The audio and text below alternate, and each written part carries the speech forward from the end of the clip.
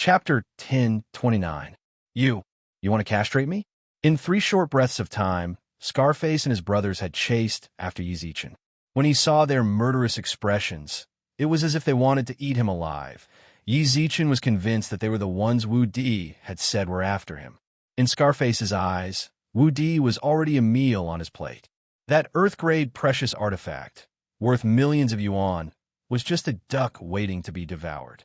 When he thought about how once he sold the artifact, he and his brothers would be able to walk the path of glory, he chased after Wu Di with even greater fervor. Stop right there.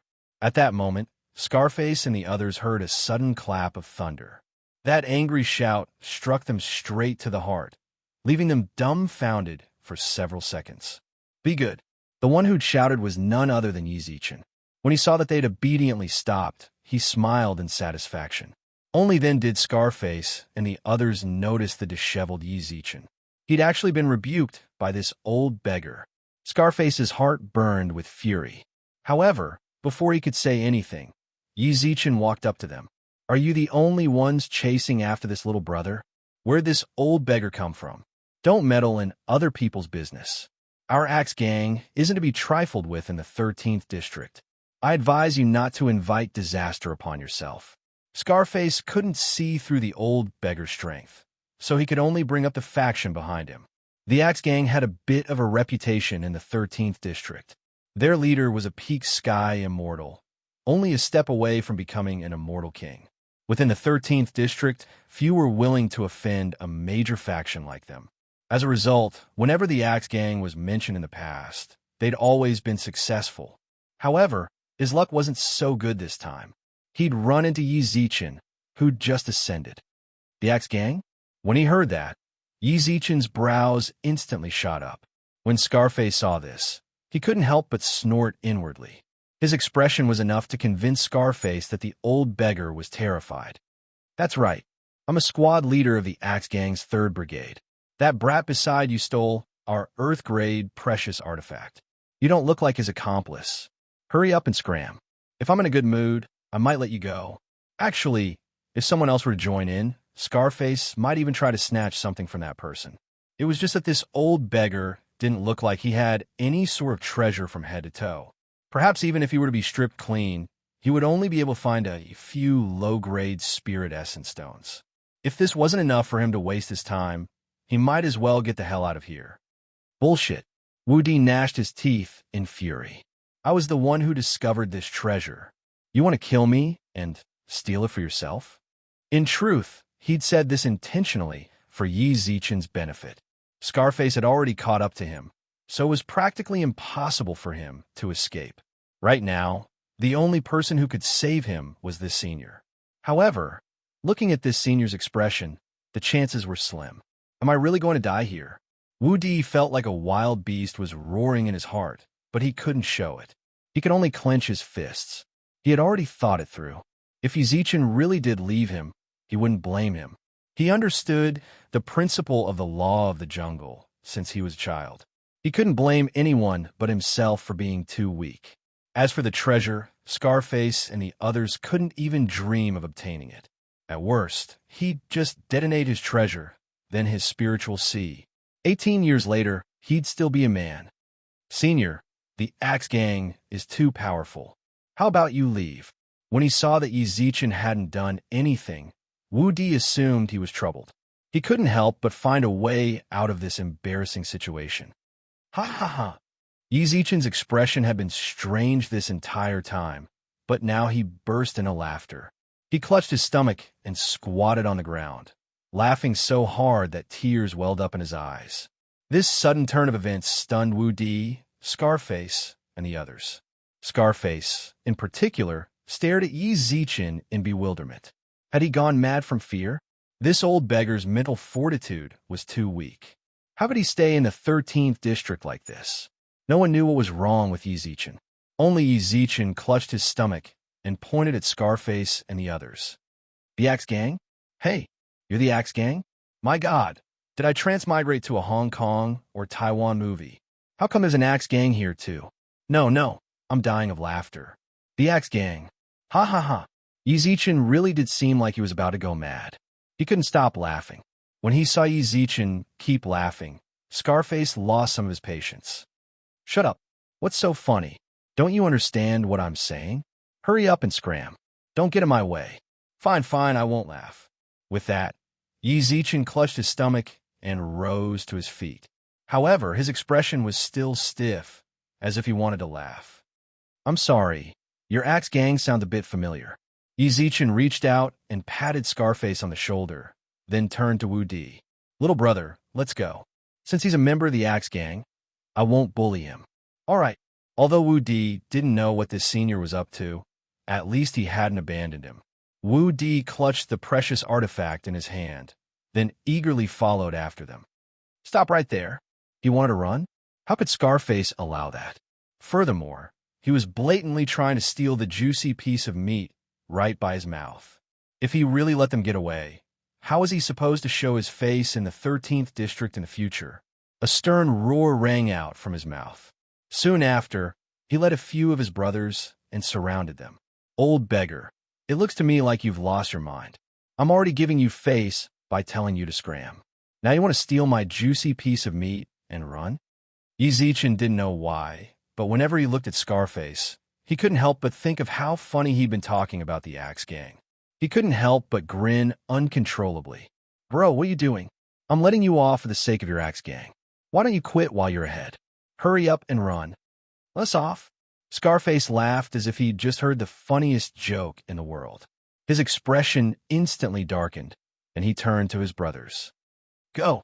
Yi Zichen cocked his head helplessly. His lackeys surrounded him aggressively.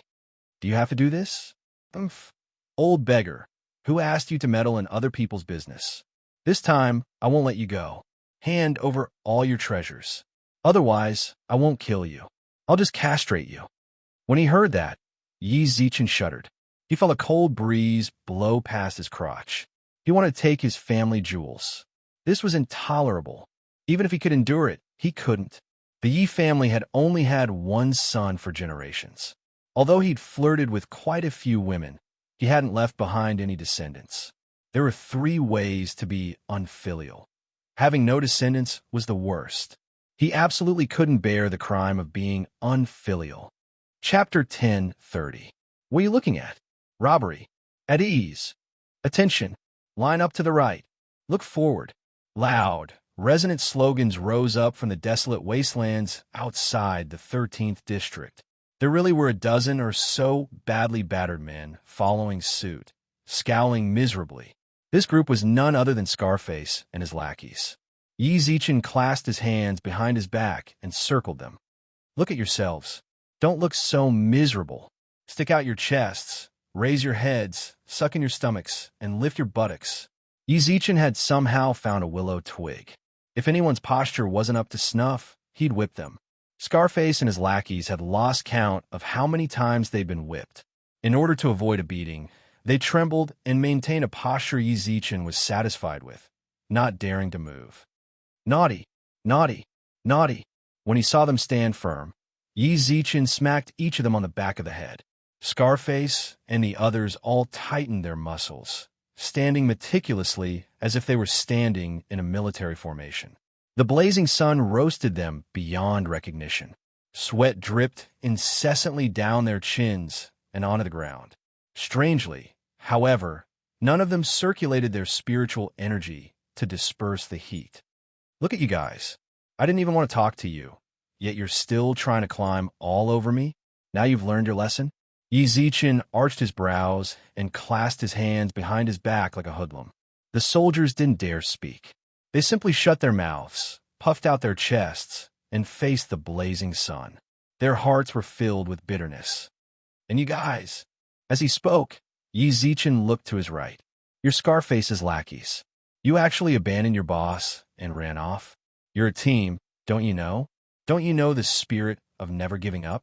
Even if you know you can't beat me, as long as one of you doesn't run, you have to go up and fight. Only with courage can there be miracles, understand? This isn't a matter of courage. One of Scarface's lackeys muttered.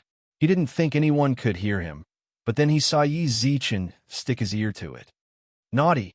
Yi Zichen smacked him on the back of the head and roared. You talk too much. You talk too much. It seems like you're quite energetic. What's wrong? Are you well rested? Okay, Scarface, take your little brother and run laps. Plop. Scarface, who was on the left, knelt on the ground after hearing this. His face, which was bright red under the scorching sun, was filled with unconcealable bitterness. Lord, this lowly one had eyes but failed to recognize Mount Tai. You are a great man who does not stoop to petty offenses. The Prime Minister has a big belly, so please don't play with us. We've already run dozens of kilometers under this sun, and you've even sealed our spirit seas. We haven't even had a sip of water. If this goes on, you won't even need to do anything. We'll die of dehydration. You talk too much.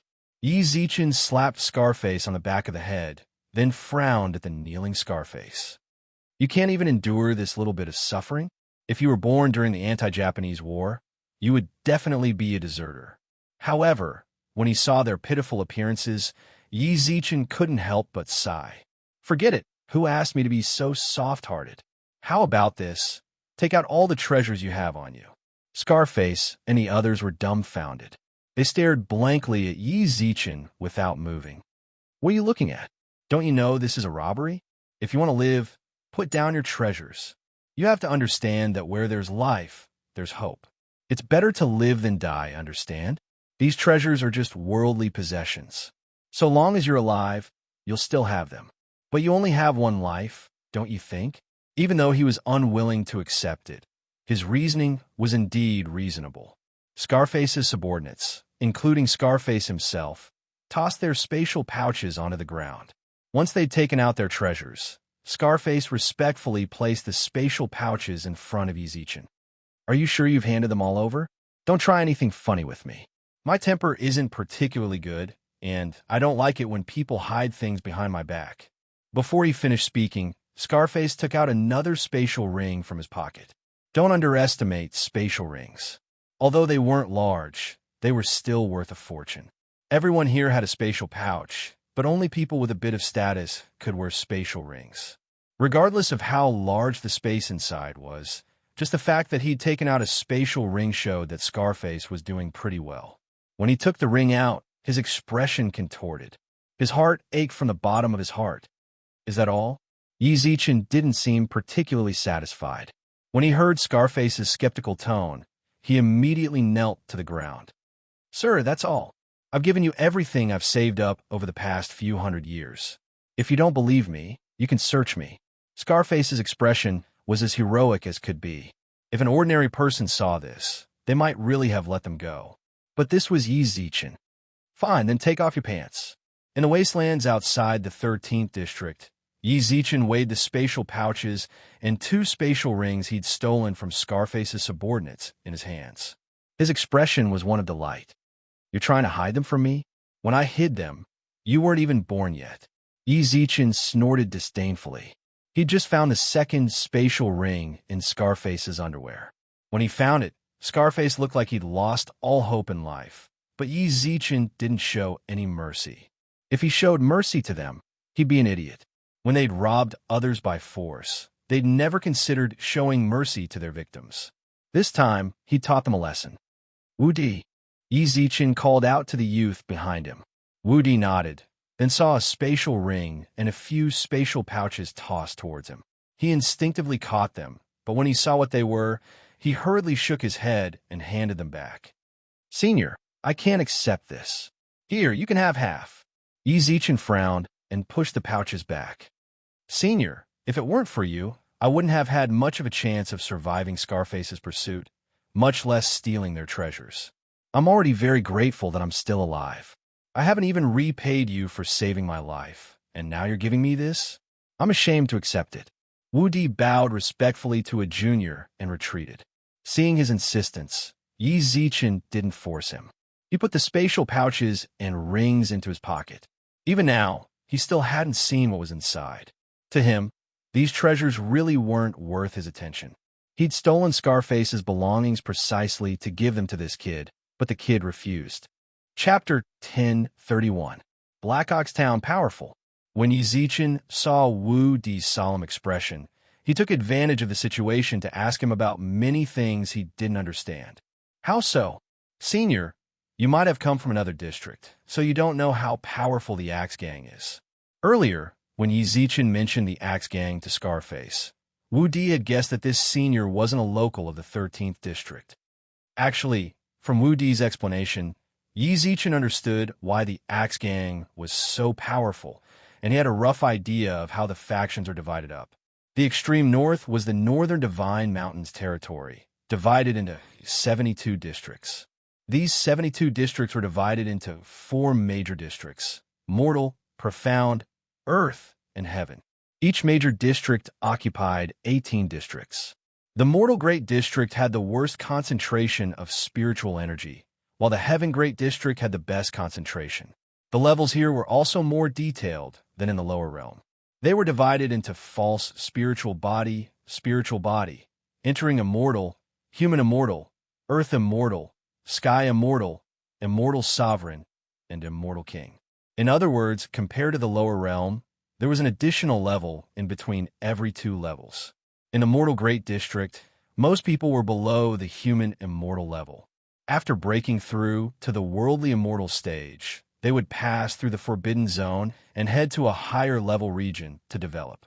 The 13th Borough's Axe Gang was actually just a branch of the Axe Gang. Its leader was a human immortal, an existence that could intimidate the entire Mortal Great District. Its headquarters was located in the Profound Great District, and its leader was a Sky Immortal. More importantly, however, the Axe Gang was subordinate to the Sky Great District's Green Gang. The leader of the Green Gang was an Immortal King realm expert, and it was said that the Green Gang even had a supreme expert who did not appear in this world. Senior, with your strength, you naturally wouldn't care about a small Axe Gang, but the Green Gang behind him isn't something we can afford to provoke. Moreover, think about it. Supremes have to ascend to the Divine Mountain. So why does the Green Gang have a supreme expert? That's obviously. Wu Di didn't finish his sentence, but Yi Zichen understood what he meant. There were people on the Divine Mountain. Yi Zichen really didn't care about any of this. Back in the lower realms, what hadn't he experienced? He'd even run into sage-level experts. He naturally didn't care about puny supremes. What made him even more speechless was that he hadn't ascended to the Divine Mountain and had actually ended up in this place. Moreover, it was a small Mortal Great District. Wasn't this a tiger entering a flock of sheep? All of a sudden, Yi Zichen's expression turned rather strange. Senior, this junior advises you to leave District 13 as soon as possible. It's best if you don't use the transfer spirit array. Scarface will definitely report this to his superiors, and they will definitely send someone to find you. Maybe they will even wait for you at the transfer spirit array. With your strength, it shouldn't be a problem for you to walk through the forbidden area. Furthermore, you seem to have just passed through the forbidden area. As long as they don't catch you, you should be safe. They wouldn't be so determined to offend an expert like you just for Scarface and the others. Then what about you? When he saw Wu Di's expression, Yi Zichen knew that Wu Di hadn't thought about him at all. She patted him on the shoulder and chuckled. Don't worry about me. They can't do anything to me. How about this? Since I'm already involved, and I'm the one who offended this person, I'll be a good person to the end. I don't have a place to stay right now. Why don't you take me to your place to rest for a few days? If the people from the Axe Gang come, I will help you send them away. If they don't come, how about we make other plans? Why not? Of course I'm willing. Wu Di practically shouted. Having an expert like Yi Zichen stay with him was a huge boon to him, with absolutely no downside. Then why aren't you leading the way? Senior, this is Black Ox Town. 4 hours later, they finally left the wasteland and saw a city in front of them. Several squads of soldiers patrolled the perimeter. As Yi Zichen and Wu Di were about to enter, he saw Wu Di hand one of the patrolling soldiers a token. When he saw the soldiers stop Yi Zichen, Wu Di stepped forward and explained, Your Excellency, this senior is staying at my place. Without a temporary residence permit, you can't enter the city. Who knows if he made a deal with you on the outside? Once we enter the city, he'll find a random place to hide and mix with the spiritual energy of the town.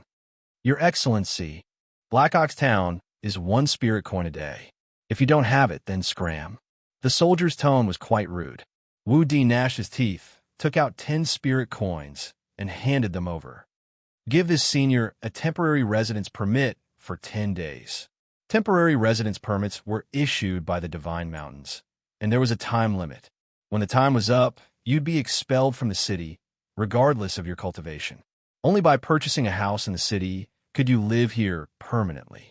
To ordinary people, a single spirit coin was worth a fortune.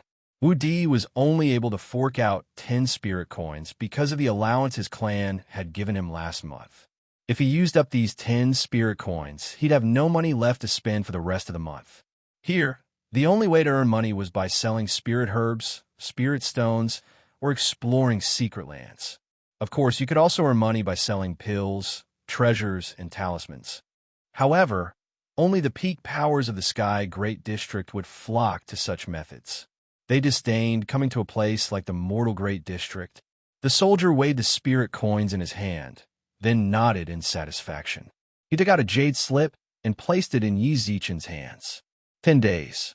If you don't pay up after 10 days, you'll have to leave Black Ox Town. The jade slip was cold to the touch. When Yi Zichen looked at it, he saw that time was still flowing. Interesting. There was even a time limit? Wasn't this the same as renting a house? The city walls were simple and crude. As soon as Yi Zichen set foot inside, he sensed that the spiritual energy here was far denser than in the wastelands. Is the density of spiritual energy inside and outside of the city different? Wu Di was stunned.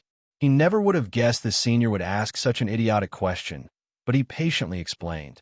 Every city has a great spirit gathering formation, so the spiritual energy inside is slightly denser than the outside world. In truth, we're only here for a short while. If we went to a city, the spiritual energy would be even denser. As for the higher-level districts, I've never been, but I'm sure the spiritual energy there is much denser than in the Mortal Great District. Yi Zichen nodded in understanding. Although he wasn't proficient in the art of divination or the transformations of spiritual formations, if he could set up a spirit-gathering formation big enough to house an entire town, he had to be extremely skilled. No wonder there was a fee to enter the city. So there was such a difference between the inside and outside of the city. Interesting. Yi Zichen couldn't help but shake his head. The more he understood about the God Realm, the more he found it interesting. Chapter 1032. Junior Wu Dias, they ventured deeper into the city. Yi Zichen discovered that the closer they got to the center, the denser the population became. The few gardens near the center of the town were filled with people, and as the night went on, there were still people walking in. Wu Di noticed Yi Zichen's strange expression and took the initiative to explain. Temporary residence permits don't arrange accommodations in the city. If you want a place to rest, you have to go to the taverns and inns in town. However, it's already difficult enough for ordinary people to live in the city. Going to the taverns and inns for a second time is hard to bear. There's no helping it. Those who don't have much money have no choice but to do this. As they spoke, the two of them arrived before a small residence. It wasn't particularly large, but in Black Ox Town, where every inch of land was worth its weight in gold, it was extraordinary. Senior, this is my residence. Under countless envious gazes, Yi Zichen and Wu Di entered the courtyard. Although the residence wasn't in a particularly good location, having a place of your own was a dream of many homeless people. There were practically no decorations in the courtyard. The entire place was filled with spiritual herbs. Senior, please forgive me. The way Wu Di saw it, it was a humiliation for this great senior to live in his residence. His residence was filled with spiritual herbs, and there was practically no space for him to move around. Who knew? This senior might not like him at all. Isn't this good? At least there's a private residence to live in. Little brother, I didn't know you were doing so well in Black Ox Town. You even have a private residence. When I arrived just now, I saw quite a few peak spiritual body cultivators and human immortals without a permanent residence. Wu Di smiled sheepishly. I'm just borrowing the glory of my clan. The 13th district has 3 major clans: the Liu family, the Wang family, and the Wu family.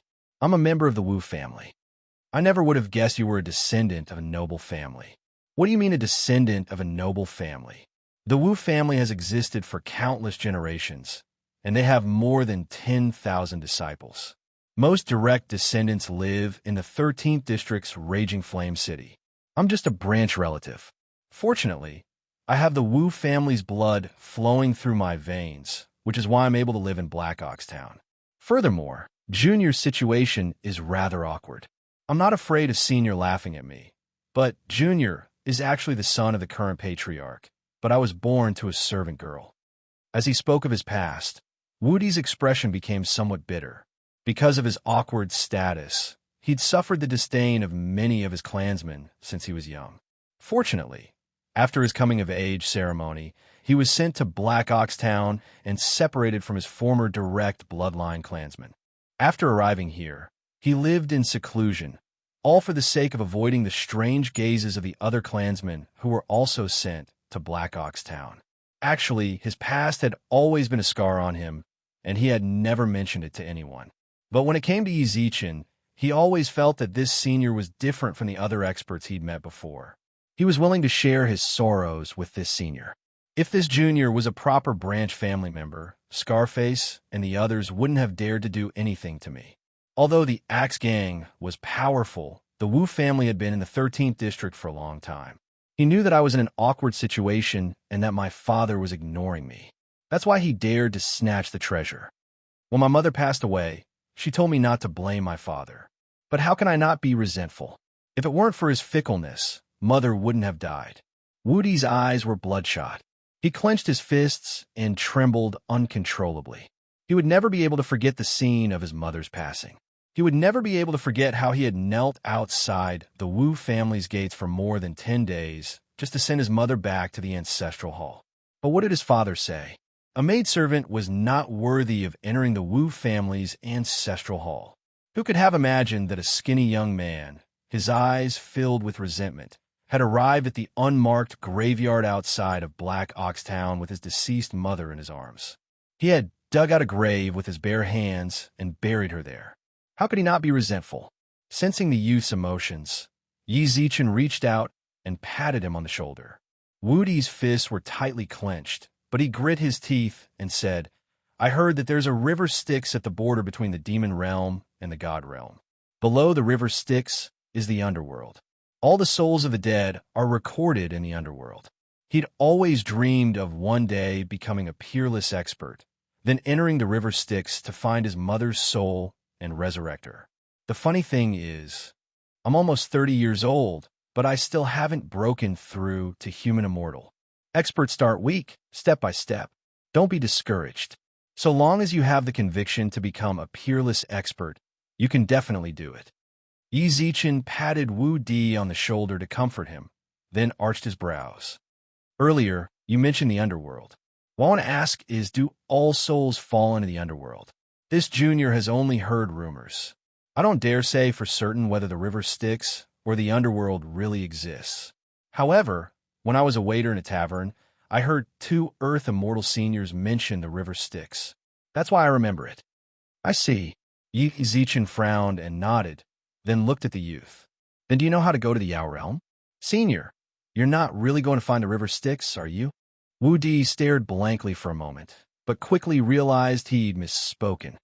Going to the Yao realm should be extremely difficult. We're in the extreme north, but the Yao realm is in the extreme south. If you want to go to the Yao realm, you have to go to the Divine Mountain in the extreme south. When the time comes, I'm not sure how to get there. Then do you know about the Sea of Innocence? Before coming here, Yizichin had never considered himself lucky enough to go directly to the Yao realm.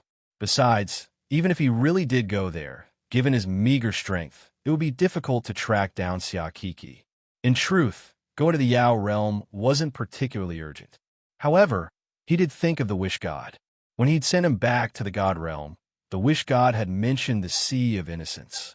If he could find him, perhaps Little Keek's problems would be solved.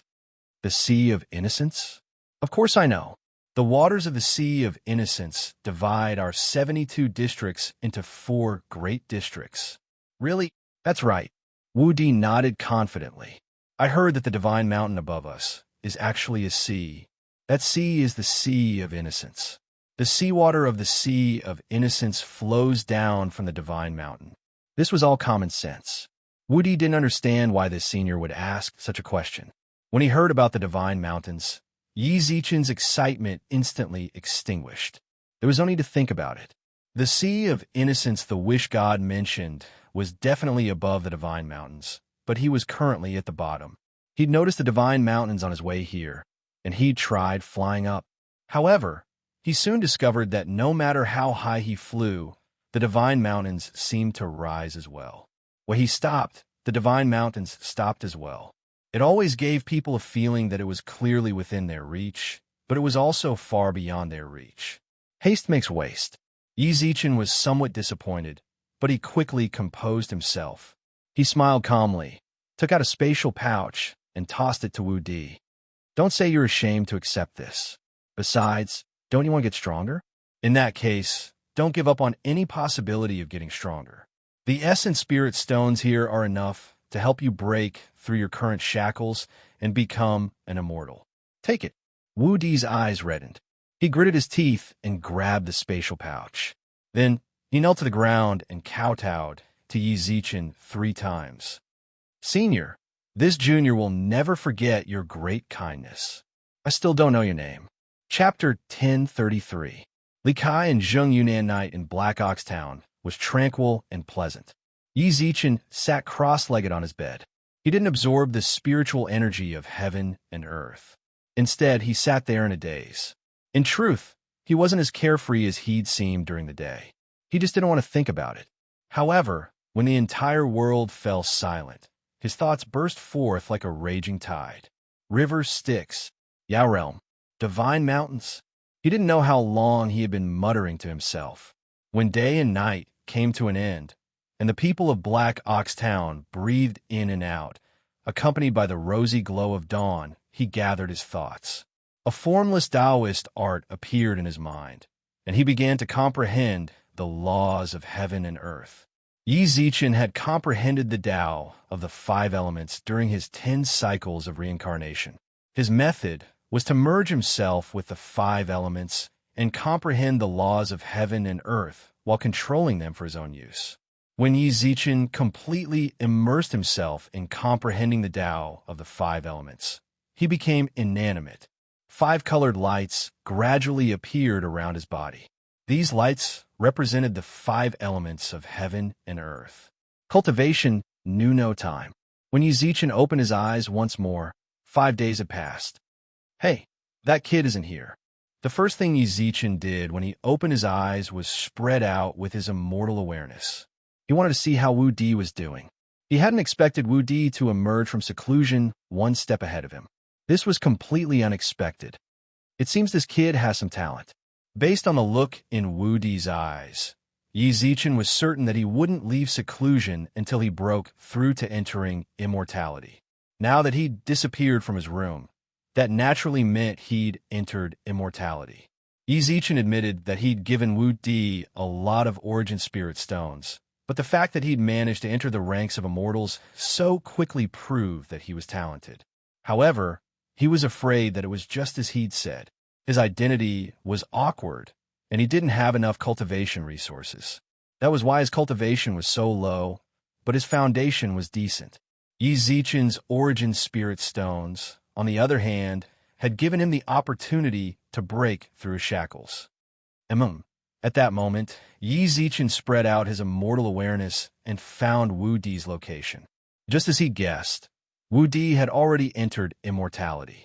Judging from the ripples of spiritual energy around him, he was on the verge of breaking through to the mid-stage.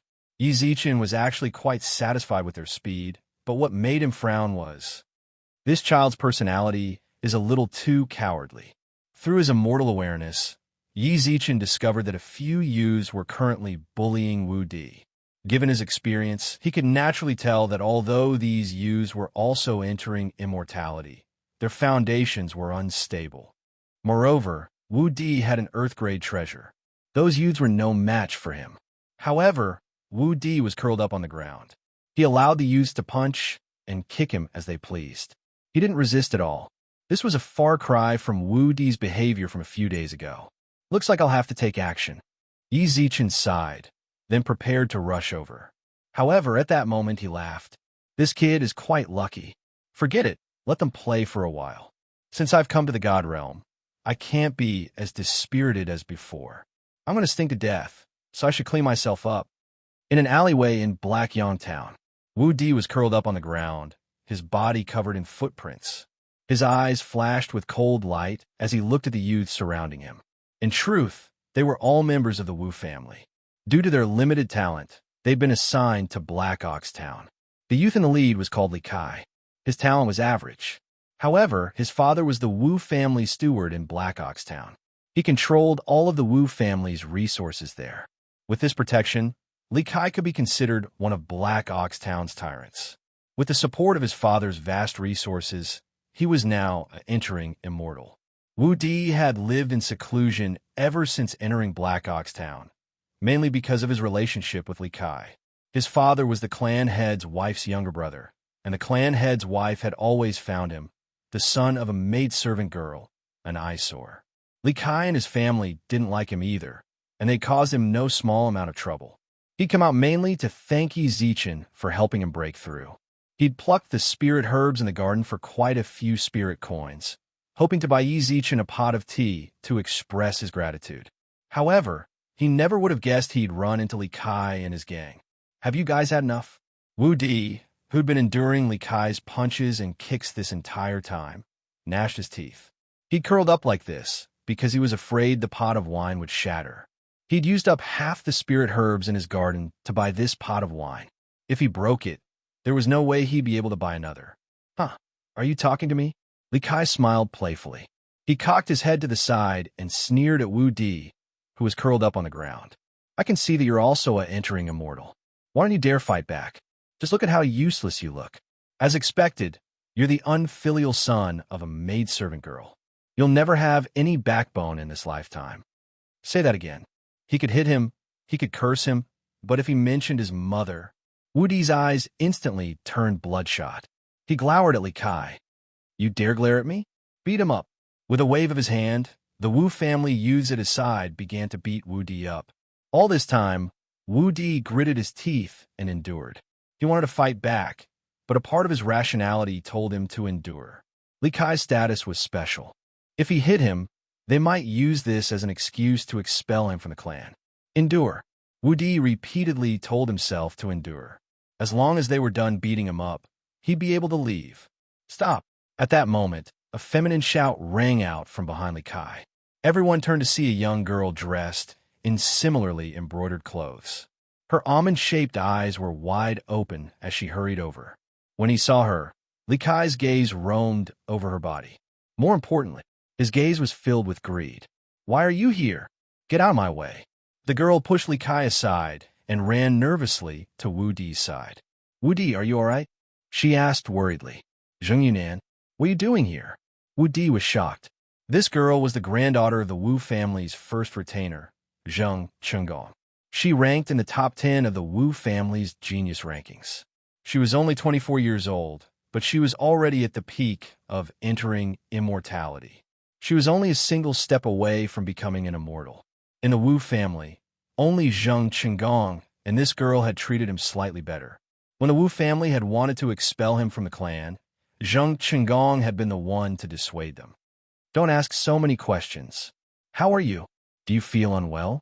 Zheng Yunan asked in concern. Then she glared at Li Kai and roared angrily. Chapter 1034. I'm his master. As soon as she finished speaking, heavy spiritual pressure enveloped Zheng Yunan. The heavy spiritual pressure made Li Kai and the others feel their chests clench. Wu Di grabbed Zheng Yunan's arm and shook his head at her. Forget it. He dusted himself off, then rose to his feet. When he saw that the jug of wine in his lap hadn't broken, he smiled in relief. Zheng Yunan's nose twitched, and she immediately noticed the jug of wine. Wu Di, even if the clan sends you to Black Town, you shouldn't be so disheartened. The immortal brew is good, but you should focus on your cultivation. When the time comes, you'll amaze the world with a single brilliant feat. If my grandfather puts in a few good words for you, you'll definitely be able to return to the clan. Clearly, Zheng Yunan had misunderstood. When she saw how worried Wu Di was about the jug of wine, she thought he'd become disheartened and started living a befuddled life. Woody didn't explain. He simply smiled and nodded at her. Got it. Can you stop being so perfunctory? Let me tell you, I came here to inform the clansmen of Black Ox Town that the clan's grand competition will be held in a month. If you act like this, do you really think you can make it into the top 100? The clan's grand competition. When the youths by Li Kai's side heard about the competition, they all grew excited. The Wu clan had far too many clansmen. If they wanted to distinguish themselves from the rest, they had to first possess dazzling, undeniable talent, and second, win the clan's grand competition. As long as they made it into the top 100, they'd become the clan's elite. Their status would rise with the tide, and they wouldn't need to worry about cultivation resources. The youths by Li Kai's side were already rubbing their palms in glee. Once they returned, they'd definitely enter secluded cultivation for a month so that they could shine in the clan's grand competition. Him? Lil Nan? You're overestimating him. He's just the bastard of that filthy maidservant girl, and he wants to make it into the top 100? With his status, he might not even be able to enter the clan's great gates. It's best if you don't get too close to him. Don't get infected by his bad luck. Li Kai snorted disdainfully. He'd heard about the clan's grand competition from his father half a month ago, so he wasn't surprised to hear it. Li Kai, you better take back what you said before. Wu Di glared icily at Li Kai, his knuckles cracking as he clenched his fists. Apologize? Do you want me to apologize to you, a beast, or to your unruly mother? Don't talk about my mother like that. Why can't I say it? I can't even enter the clan's ancestral hall. In the end, I can only be buried in an unmarked grave. If she's really a virtuous woman, why can't she enter the ancestral hall? Shut up. Boom. The spiritual pressure of the entering immortality level was suddenly released. Feeling this spiritual pressure, Zheng Yunan's beautiful eyes sparkled as she looked at him. Li Kai stood in front of Wu Di. He no longer felt like the little bastard who wouldn't retaliate when hit or scolded. Instead, he felt like a primordial beast bang. Li Kai's legs gave way, and he fell to the ground. Trash. With a cold shout, Wu Di turned around and left. Kill him for me. Li Kai's eyes were bloodshot as he sat on the ground. His clansmen and the guards his father had arranged for him instantly blocked Wu Di's path. Li Kai, what do you think you're doing? You can fight amongst clansmen, but you can't take their lives. Don't you know that? Zheng Yunan roared. When Li Kai heard that, he smiled playfully. Let me tell you, in Black Ox Town, I'm the heavens. Zheng Yunan, although you're the Grand Honorary Delegate's granddaughter, don't forget that you're still an outsider. You don't have the Wu family's blood running through your veins. I advise you to mind your own business. As soon as he finished speaking, Li Kai turned to the people surrounding Wu Di and berated him. What are you waiting for? Scram! At that moment, a thunderous roar reverberated through the sky. In the blink of an eye, the people surrounding Wu Di were sent flying. They crashed to the ground and coughed up mouthfuls of blood. This sudden turn of events stunned everyone. Then they saw a black-robed man standing by Wu Di's side. He stared coldly at Li Kai and the others. Even the human immortal level experts, watching from the sidelines, hadn't noticed how Yi Zichen had appeared. It was obvious that this expert who'd appeared out of nowhere was stronger than a human immortal. Son. For a moment, Wu Di couldn't be sure. His impression of his senior was that of a disheveled old beggar, but the man standing next to him. His eyes were bright, his posture ramrod straight, and he radiated authority without being angry. His entire body radiated the aura of a superior. His eyebrows, in particular, were as straight as swords. Just looking at them made one's heart tremble. What? You don't recognize me? When he saw Wu Di's astonished expression, Yi Zichen pursed his lips and smiled. He reached out and rubbed Wu Di's head, then took the gourd of wine from him. For me? Wu Di hadn't expected this person to really be that senior. He was stunned for a moment, but when he heard Yi Zichen's question, he hurriedly nodded. It's for you, senior. Yi Zichen didn't hesitate. He poured the wine into his mouth, allowing it to flow down his chest. Then he smashed the gourd against the ground. Good wine. When he saw Yi Zichen drink to his heart's content, Wu Di smiled from the bottom of his heart. He'd been a bit worried that this immortal brew wouldn't make it to Yi Zichen's mouth. The situation suddenly changed. Li Kai's guards and youths retreated to his side. Zheng Yunan stared blankly at Yi Zichen. When she realized that his relationship with Wu Di wasn't shallow, she giggled and ran over to him. Junior Zheng Yunan greets you, Senior. Yi Zichen nodded at Zheng Yunan. Then his expression darkened. He slowly walked up to Li Kai. Li Kai never would have guessed that Wu Di was acquainted with such an important figure. Under this senior's gaze, he felt the threat of death loom over him. Dad, save me. As soon as he said that, he heard the sound of something tearing through the air. Who dares? The man in the sky felt as if someone had grabbed him by the throat. He forcefully swallowed the second half of his sentence, then plastered a warm, friendly smile on his face. He was a middle-aged man. Dad! When Li Kai saw him, he hurriedly ran over. The man glared at him, then cupped his hands at Yi Zichen. I am Li Wanlong, the Wu family's representative of Black Ox Town. Greetings, fellow Taoist. What has my son done to offend you? Please tell me, and I'll be sure to punish him. Li Wanlong's expression was respectful and friendly. He couldn't see through Yi Zichen. He was already a mid-stage human immortal expert. Although he couldn't see through Yi Zichen's strength, there was no way he was an Earth immortal expert. An expert like that would have long since gone to the profound Great District. Why would he linger in the mortal Great District? Your son didn't offend me, but he offended my disciple. Yi Zichen's expression was indifferent. When Li Wanlong heard that, his heart thumped wildly. He glared at Li Kai. Fellow Taoist, may I ask if your disciple? Before he could finish speaking, Li Wanlong saw Yi Zichen drag Wu Di over. Chapter 1035. Compensation. In truth, Yi Zichen had his own reasons for saying this. He'd only just entered the God Realm.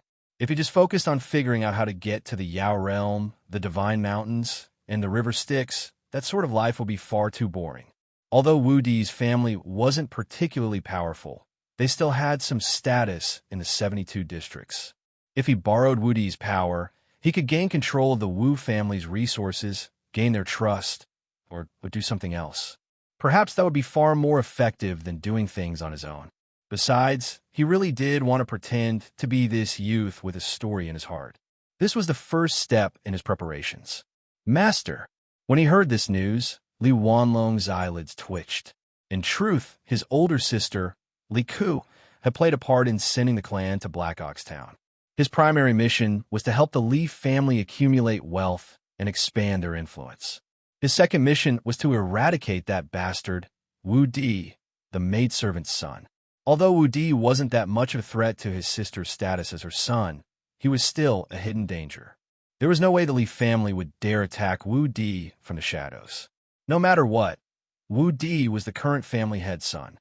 If the Wu family was determined to investigate, they'd definitely find out that they'd done something.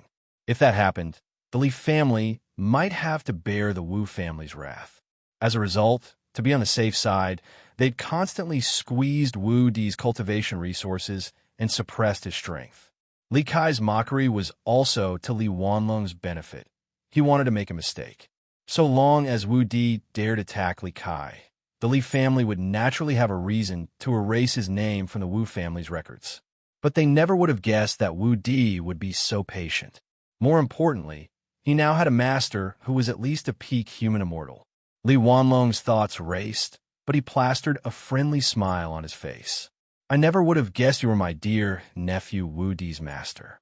My dear nephew has never performed particularly well in the family, yet you've taken a liking to him. Perhaps he really does have some sort of talent that our Wu family hasn't discovered yet. My dear nephew is truly fortunate to have an expert like you by his side. His words were full of schemes. Not only did he emphasize Yi Zichen's profound cultivation and discerning eyes, he also subtly mentioned the Wu family's tiger banner. How could Yi Zichen not understand the meaning behind this? However, he snorted ungratefully, "Don't worry. You don't have to say anything nice. I've heard too much of it, and I don't feel anything anymore. Since I have appeared here, it is for the matter of my disciple being bullied and humiliated. Wu Di is my precious disciple. I originally planned on taking him to a high-class district, but he didn't want to leave because of old friendships, so I could only stay here with him for a few days. Who would have thought that I would see such a scene? Brother Myriad Dragon, how do you think we should resolve this?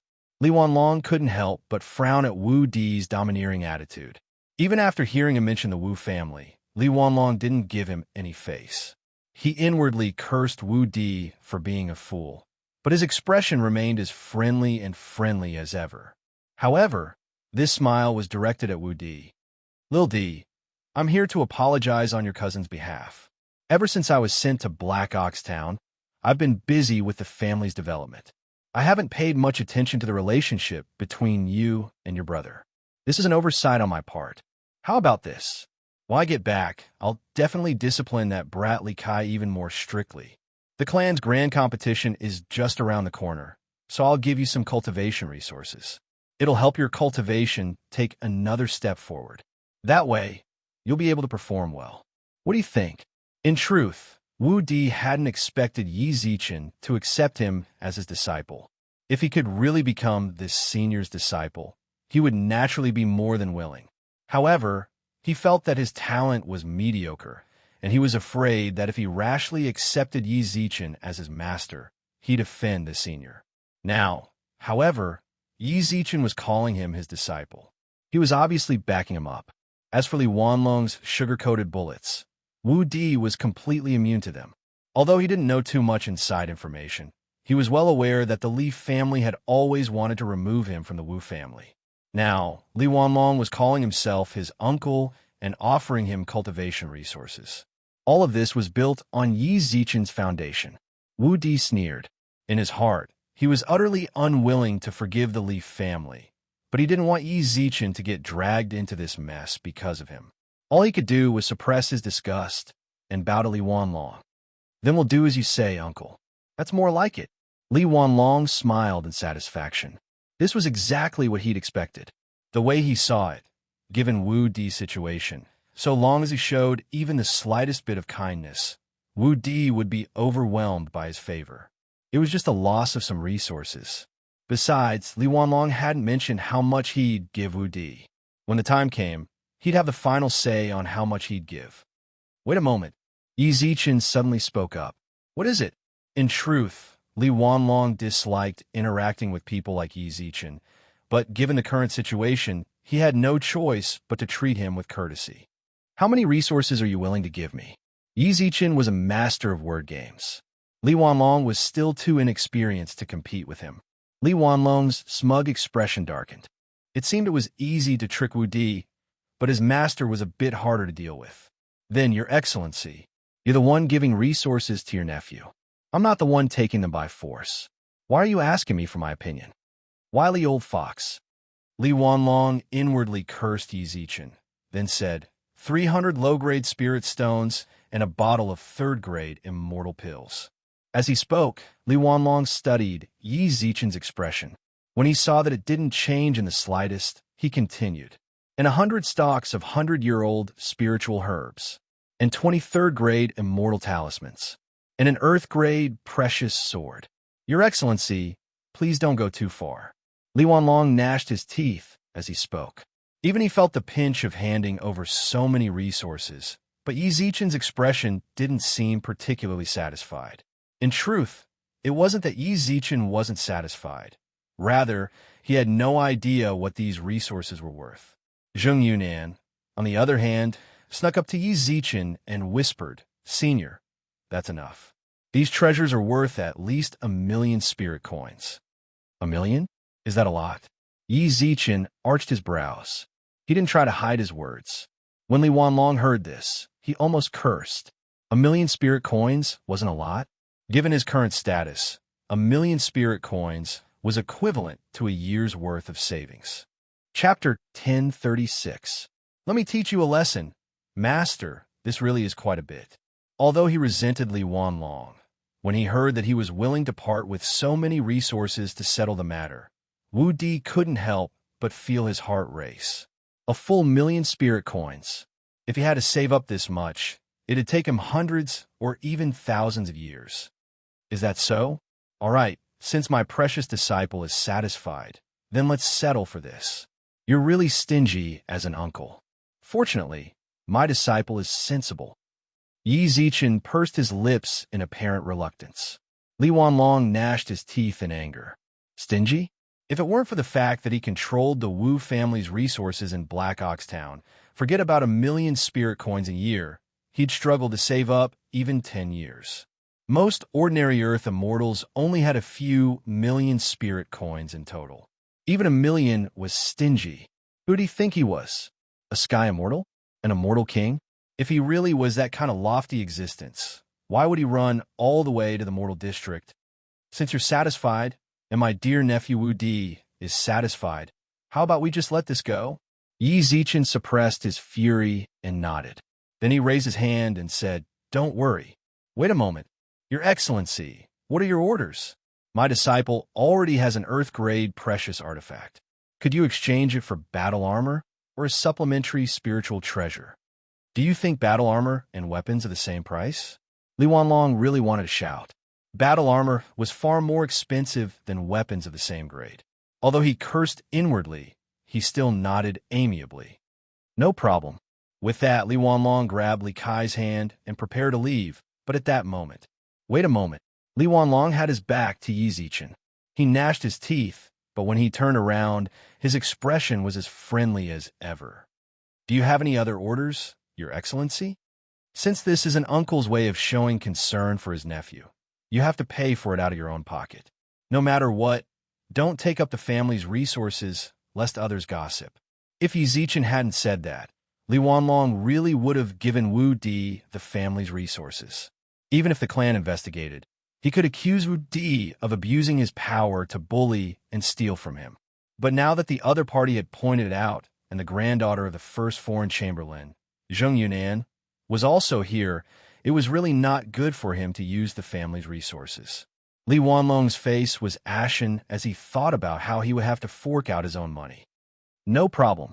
Uncle cares about his nephew, so how could he touch the family's resources? As a deacon sent by the family, I can't test the law. That would be best. Only then did Yi Zichen reveal a satisfied expression. He watched as Li Wanlong cupped his hands and left. Wait, to tell the truth, Li Wanlong was on the verge of collapsing upon hearing this. So long as Yi Zichen said those two words, there was absolutely nothing good waiting for him. However, he wasn't confident in Yi Zichen's strength, so he had no choice but to patiently turn around. "Do you have any other orders?" At this time, Li Wanlong was no longer as friendly as before. There was a ball of fire burning in his heart, and it was hard to suppress it. However, Yi Zichen completely ignored him.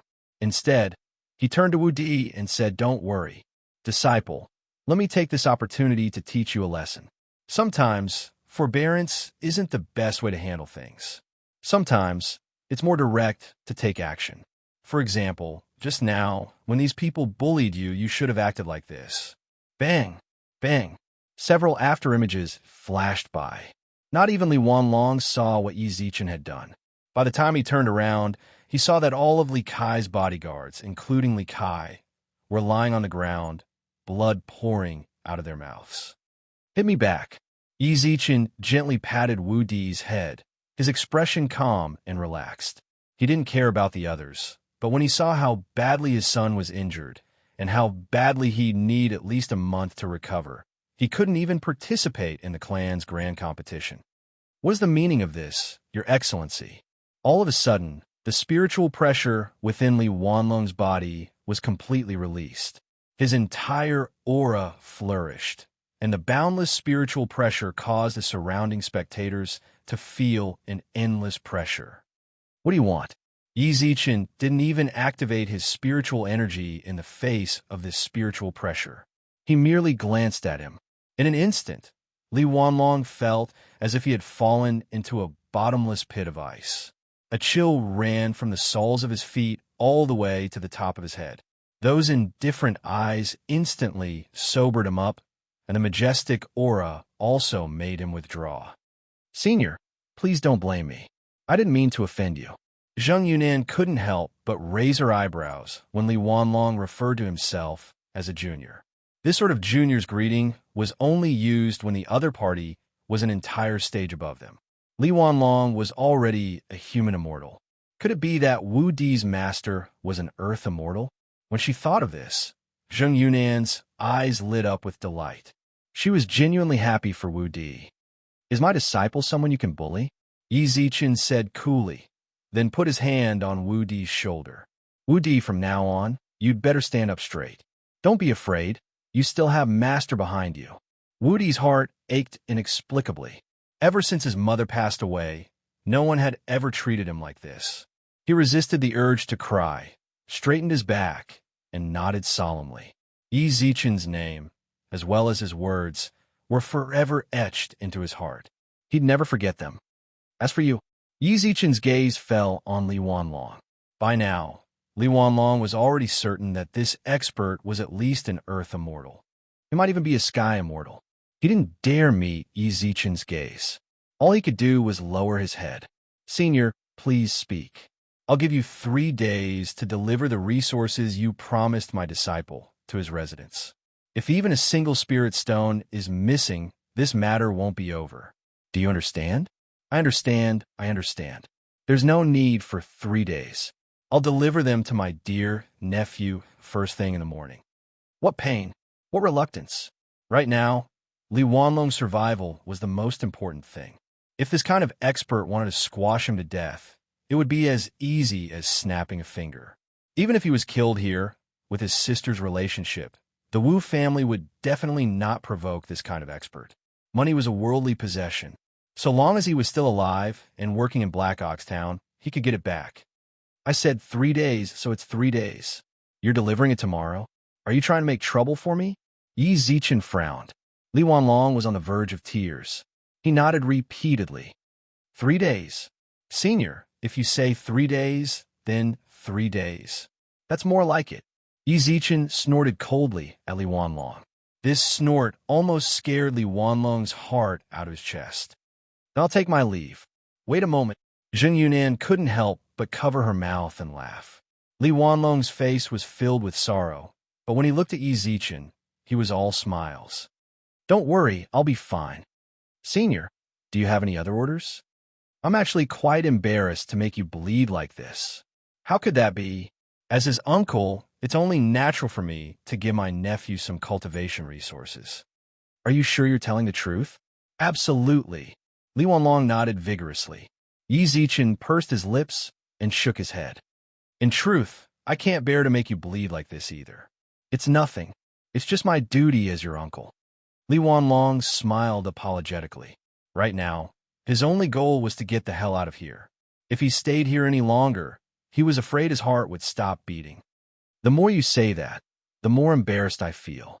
Yi Zichen's eyes brimmed with conflict. 1,000,000 spirit coins is a fortune to anyone, but it's also a token of your kindness. If I don't accept, it'll seem like I'm not giving you face. How about this? Wu Di, come over here. Yi Zichen reached out and called Wu Di over, a warm smile in his eyes. Then, he heard Yi Zichen speak. Chapter 1037. Apprenticeship. After receiving Wu Di's endless thanks, Li Wanlong finally got his wish and left. Yi Zichen had sent Wu Di to thank him on purpose. That way, he'd make Li Wanlong feel even worse. When he saw the fleeing Li family members, Yi Zichen snorted calmly. See that? You can't spoil people like that. The more you back down, the more they'll take advantage of you. Sometimes, you just have to be a bit more domineering to make them fear you. His words were obviously directed at Wu Di. Wu Di nodded solemnly and bowed. This junior will remember. Earlier, with Li Wanlong present, Wu Di knew that Yi Zichen was only addressing him as master and disciple, so he could borrow his influence. Now that Li Wanlong and his men had left, there was naturally no need to call them master and disciple anymore. When Yi Zichen heard Wu Di refer to himself as junior, he couldn't help but wonder inwardly. Wu Di was perfect in every way, except that he was too timid. Or perhaps it was better to say that he didn't know when to advance or retreat. His personality wasn't bad, but it's no problem. It's nothing. Yi Zichen nodded calmly, then disappeared. Although he really did want to take Wu Di as his disciple, since the kid couldn't understand his intentions, there was no need to rush to him. Junior. When Yi Zichen left, Zheng Yunan turned to Wu Di in surprise. Isn't Senior Yi your master? Why don't you address him as master and disciple? How could Wu Di not want a master like Yi Zichen? It was just that this was just his wishful thinking. Senior Yi isn't actually my master. He's just standing up for me and using the master-disciple relationship as leverage. When she heard this explanation, Zheng Yunan stared blankly for a moment, then slapped Wu Di on the shoulder. Are you stupid? Do you really think a master-disciple relationship is something you can borrow just because you say so? If Senior Yi says you're his disciple, that means he really does intend to take you on as his disciple. Besides, if he really wants to borrow your influence, you'll be able to do so no matter what. Even if he shows you the slightest bit of affection, Li Wanlong and the others won't dare offend you. Zheng Yunan's explanation caused Wu Di's eyes to light up. However, when he recalled Yi Zichen's cold expression as he left, his hopes were dashed once more. How is that possible? What kind of existence is Senior Yi? There must be many geniuses who want to take Senior Yi as their master. My aptitude is dull, so how could Senior Yi take a fancy to me? Moreover, if Senior Yi really wanted to take me as a disciple, then I didn't see any reaction from him when I addressed myself as a junior just now. Huh! When she heard Wu Di's remorseful tone, Zheng Yunan raised her hand and smacked the back of his head. Are you stupid? Tell me, are you stupid? You also know that Senior Yi is high and mighty, and that there are many geniuses who want to worship Senior Yi as their master. Since that's the case, do you still think that Senior Yi will be so sorrowful just because you call him junior? Do you think that he will cry and beg to take you in as his disciple? Wu Di, I don't think you're that brainless. Then what do you think we should do? Wu Di didn't know what to do. He naturally wanted to take Yi Zichen as his master, but he was worried he'd be too rash. In my opinion, you should go back and tell Senior Yi that you want to be his disciple. I'm sure Senior Yi will accept you as his disciple. Are you sure? I'm sure. Zheng Yunan lifted her delicate face, her cheeks flushing red. If Senior Yi refuses, I'll devote myself to him. You'll believe me that way, right? Yunan, it's impossible between us. Zheng Yunan's words were already blatant, but Wu Di's reply caused her body to stiffen. After a while, she glanced at Wu Di disdainfully. Hey, don't overthink things. I'm just making an impossible analogy. Do you really think I'd marry you? My ideal Prince Charming is a peerless hero. At the very least, he has to be someone on Senior Ye's level. You'd best prepare for the clan's grand competition. When the time comes, don't place outside the top 100. That won't just be a disgrace to you, it'll be a disgrace to Senior Yi as well. He waved at Wu Di, then heard Zheng Yunan say, hurry up and go back. Hurry up and go back. Believe me, Senior Yi will definitely accept you as a disciple. I still have to go notify the other clans about the competition, so I can't stay here any longer. All right, I've troubled you. Even now, Wu Di maintained a suitable distance between them. He bade Zheng Yunan farewell, as if he were a scholar, sending her off. Zheng Yunan's nose twitched, but she stubbornly turned her head away. Without another word, she gradually disappeared from Wu Di's line of sight. After a long while, Wu Di, who was still bowing, looked up. Zheng Yunan's words echoed through his mind. His eyes brimmed with bitterness. You're the proud daughter of heaven, the Grand Retainer's most beloved granddaughter. I'm the son of a maidservant. Every step I take within the clan is like treading on thin ice. You and I don't belong to the same world. Now, with great difficulty, I've reached a turning point in my life. If I really can be like you one day, then Suddenly, Wu Di shook his head and slapped himself twice in the face. He smiled wryly. I'll be fine, I'll be fine. Wu Di, oh Wu Di, what on earth are you dreaming about? By the time Wu Di returned to his residence, it was already late in the evening. Although Zheng Yunan had analyzed the situation thoroughly and cheered him on over and over again, when he thought about how he was about to take this life-changing step, Wu Di still felt uneasy. He wandered around town for an entire afternoon. It was as if word had spread throughout Black Ox Town that he was some supreme expert's disciple. He discovered that the town was much friendlier to him than before. This change made him even more terrified and uneasy. All of this was because of Senior Could such a powerful senior really take a liking to him? Yi Zichen wandered aimlessly until dusk. When he arrived at the tavern he bought alcohol from, he clenched his fists, took out all of his savings, and bought a jug of the immortal brew that Yi Zichen had praised. He pushed open the door and entered. To his surprise, Yi Zichen was standing in the courtyard. "You're back."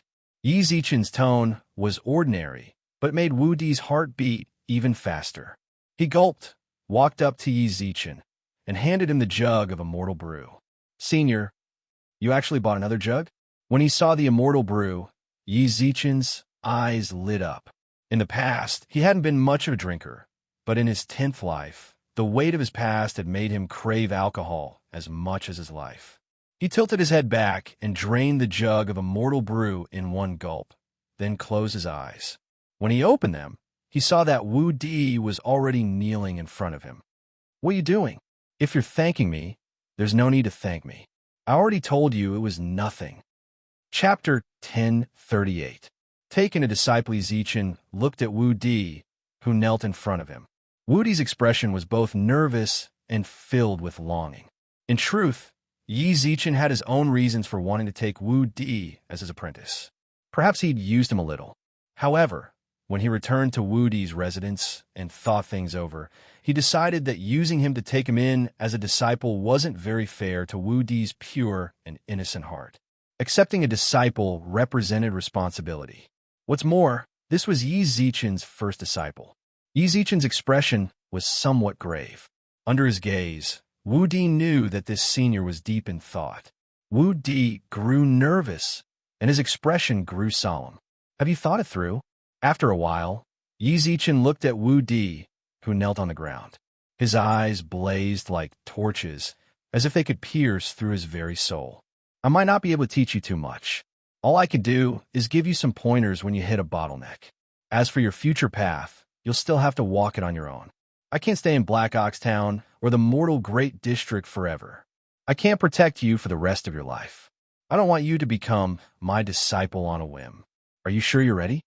Since he was accepting a disciple, Yi Zichen naturally had to examine him carefully. Although he had never experienced the betrayal of his disciples, he had seen many cases of disciples betraying their masters when he was in the modern realm. Although Wu Di was a kind-hearted youth, it couldn't be denied that he had far too many stories hidden in his heart. Yi Zichen was worried that Wu Di would stop at nothing for the sake of revenge. No matter what, he couldn't accept a disciple like that. He didn't want to become the tragic main character of this story. His voice was infused with the strange power of the Tao of heaven and earth. It pierced straight through Wu Di's mind and interrogated his innermost soul. "I took you in as my disciple because of your character, but no matter what, I don't know much about you.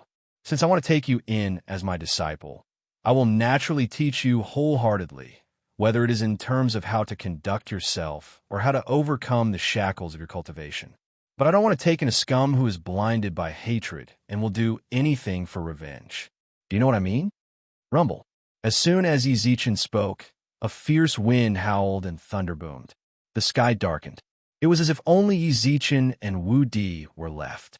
As he knelt on the ground, Wu Di's heart raced. He was astonished by Yi Zichen's heaven-defying methods. But in the blink of an eye, he regained his composure, looked up at Yi Zichen, and enunciated each word carefully. "A teacher for a day, a father for life. I, Wu Di, have never betrayed anyone in my life, and I definitely won't do so in the future." Wu Di's words came from the bottom of his heart. He knew full well that Yi Zichen was testing him, which meant he really was considering whether or not to accept him as his disciple. The deeper Ye's probing, the more of him. "Wu Di," said I, of E. Zichen, and D of D, Wu of his of. Dichen of, and of there, and of no of tov of the there. D, and a satisfied smile appeared in Yi Zichen's eyes. As Wu Di answered, he'd been peering into his soul. Wu Di was certain that Wu Di's words were the answer from the depths of his heart. "All right, from this day forth, you are my first disciple." Bang! Wu Di kowtowed even harder. His entire body trembled as he looked up at the sky and roared. "Wu Di kowtows and salute, master."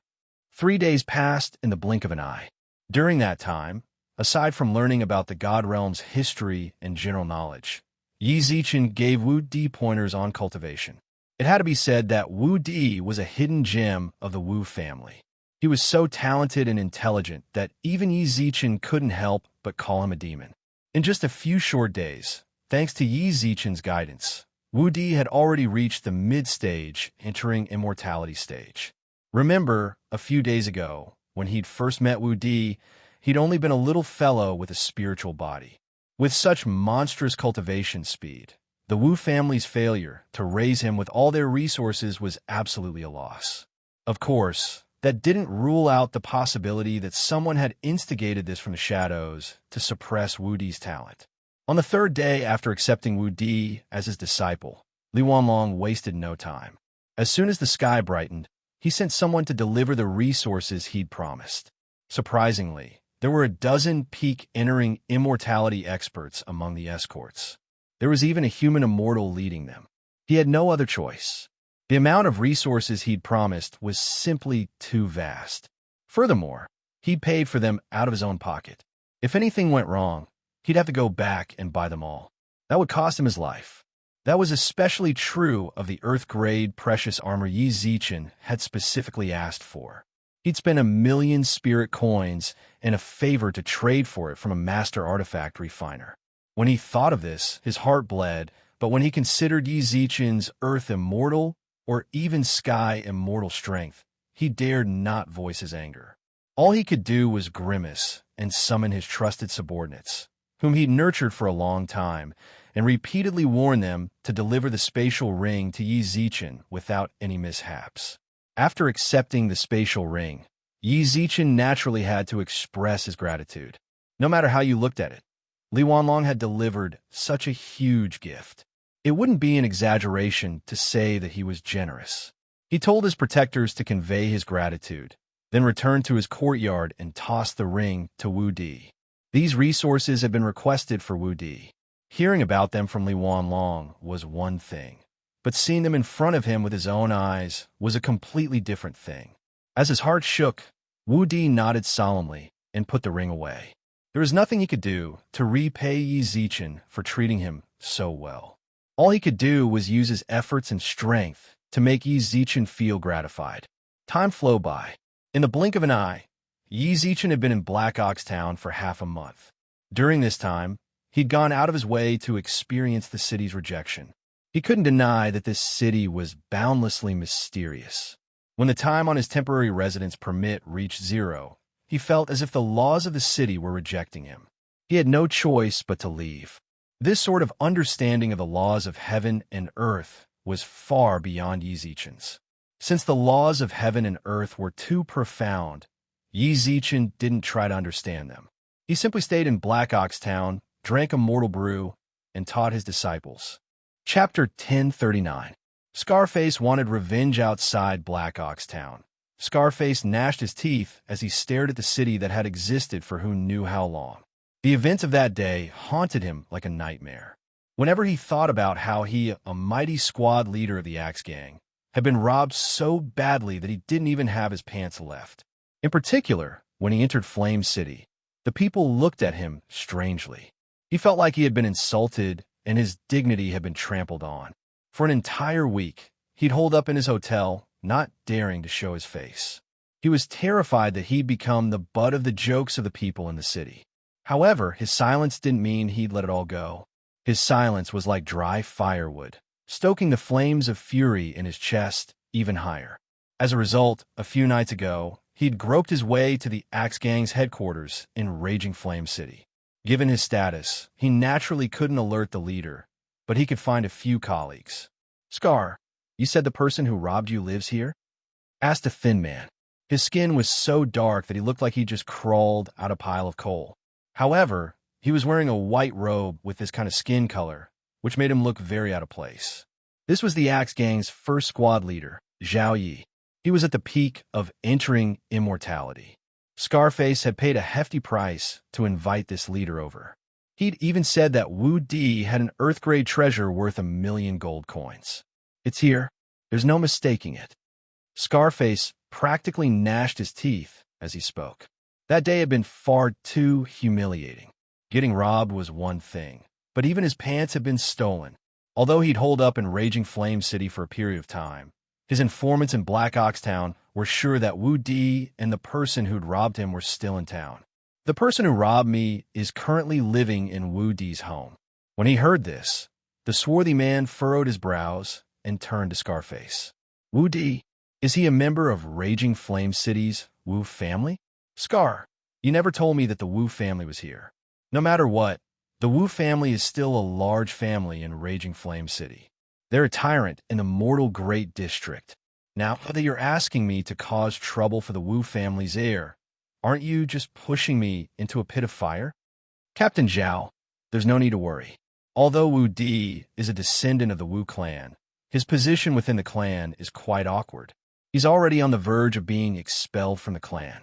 Our Axe Gang doesn't need to worry about such an identity. No matter how powerful the Wu family is, would they dare to provoke our Axe Gang? Moreover, the one we're fighting over isn't this kid, but the person beside him.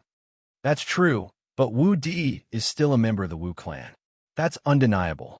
It was true that the Wu family did not dare to provoke the Axe Gang, but the Axe Gang did not want to become enemies with the Wu family. If the Wu clan really came looking for trouble, the branch leader would definitely use us to vent the Wu clan's anger. Dao Ba, it wasn't easy for me to get to this point. I can't let anything happen to me. As he spoke, Zhao Yi sighed and prepared to leave.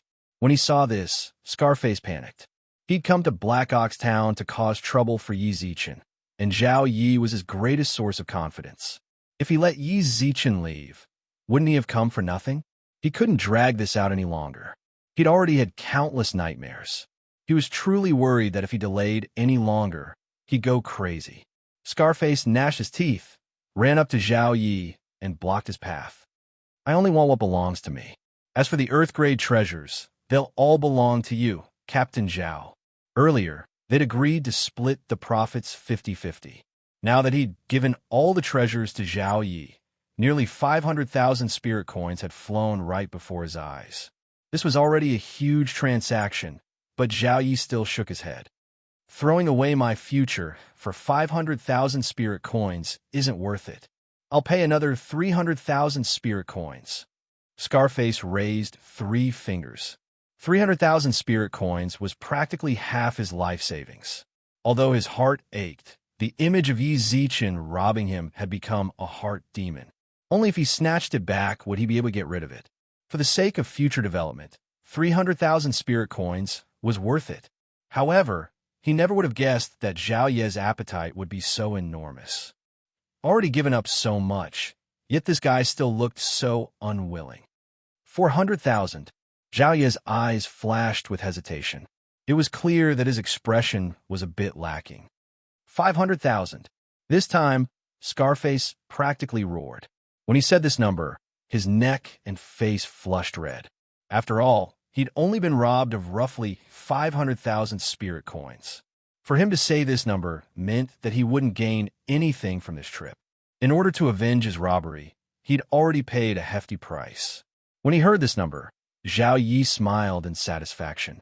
This trip to Black Ox Town had netted him 1.5 million spirit coins. He wouldn't have to worry about food, drink, and cultivation for the next few years. However, his expression was still solemn, and he put on a helpless expression. All right, since you've put it that way, Scarface, I'll have no choice but to take the risk myself. With that, Zhao Yi shook his head and sighed. He clasped his hands behind his back and headed back to Black Ox Town. His subordinates followed closely behind, their eyes brimming with joy. They'd heard that number, too. Their captain ate the meat while they drank the soup. When the time came, their captain wouldn't be stingy. No matter what, he'd give each of them tens of thousands of spirit coins. Scarface inwardly cursed Zhao Yi for being a wily old fox. He refused to believe that Zhao Yi hadn't done his research before coming. Since he'd come, it meant that he didn't care about Wu Di's status at all. He'd said all that just now because he wanted to make some extra profit. Scarface remembered all of this. It wasn't that he didn't want to pay back, but that the time hadn't come yet. Let's go. He waved at his subordinates. then followed Zhao Yi and the others into Black Ox Town. Dozens of people traversed the streets of Black Ox Town in a grandiose procession. When they saw how aggressive they were, especially the hatchets strapped to their chests, the townsfolk didn't dare block their way. They opened up the main street, wondering just who had offended the Axe Gang. "Captain Zhao, we're here." Scarface smiled apologetically when they arrived in front of Wu Di's residence. When he saw Zhao Yi nod, he took a few steps forward and roared, "Everyone inside, come out. The people inside, come out. Your grandpa Scar is here for you." His angry roar immediately attracted the attention of the townsfolk. When they saw Scarface standing in front of his residence, strange expressions appeared on their faces. In the past few days, Black Ox Town had gained a new resident they couldn't afford to offend. That resident was none other than Wu Di. This was especially true of those who had witnessed Yi Zichen teach Li Wanlong a lesson. When they saw Scarface and the others hooting outside his residence, strange expressions appeared on their faces. Chapter 1040. Black Ox Town's new law. The news that the Axe Gang had come to find trouble with Senior Yi spread like wildfire, and it immediately attracted countless onlookers. Scarface could sense the enthusiasm of the people of Black Ox Town. As he watched more and more spectators gather, his smile grew even more sinister. From his point of view, the more people there were, the better. When that happened, he would also steal Yi Zichen's pants and make him lose face in front of everyone. Thinking of this, Scarface shouted even louder, "The people inside, come out. Your Grandpa Knife Scar is here for you. Don't hide in there pretending to be a grandson. If you're a man, come out and see me." The Divine Mountain had a rule that all residences in any district were considered private property. No one was allowed to force their way in. Those who broke the law would be severely punished by the Divine Mountain. Therefore, even though Scarface's group was very aggressive, they could only stand outside the door and shout. Meanwhile, Yi Zichen was leisurely drinking immortal brew in his courtyard. Thanks to Li Wanlong's support, Wu Di no longer had to worry about money. He didn't have to plant spirit herbs all over the courtyard in exchange for money. In order to allow Yi Zichen to live more comfortably, he'd specially modified the courtyard. He'd made a stone table in the middle of the courtyard for Yi Zichen to drink or answer his questions. It had to be said that even though the immortal wine here was very tasty and the spiritual fruits inside were beneficial to raising one's cultivation, it was still not enough. However, he felt that this immortal brew was not as spicy as the Erguo Tu and Lao Baigon. "Whoever is inside, come out now." At that moment, Yi Zichen, who was in the courtyard, heard the commotion outside.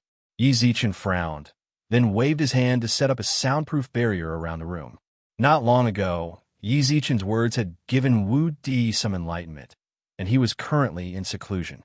Perhaps he'd reached the peak of mid-stage, entering immortality by the time he left seclusion. Yi Zichen couldn't let his shouts interrupt Wu Di's enlightenment.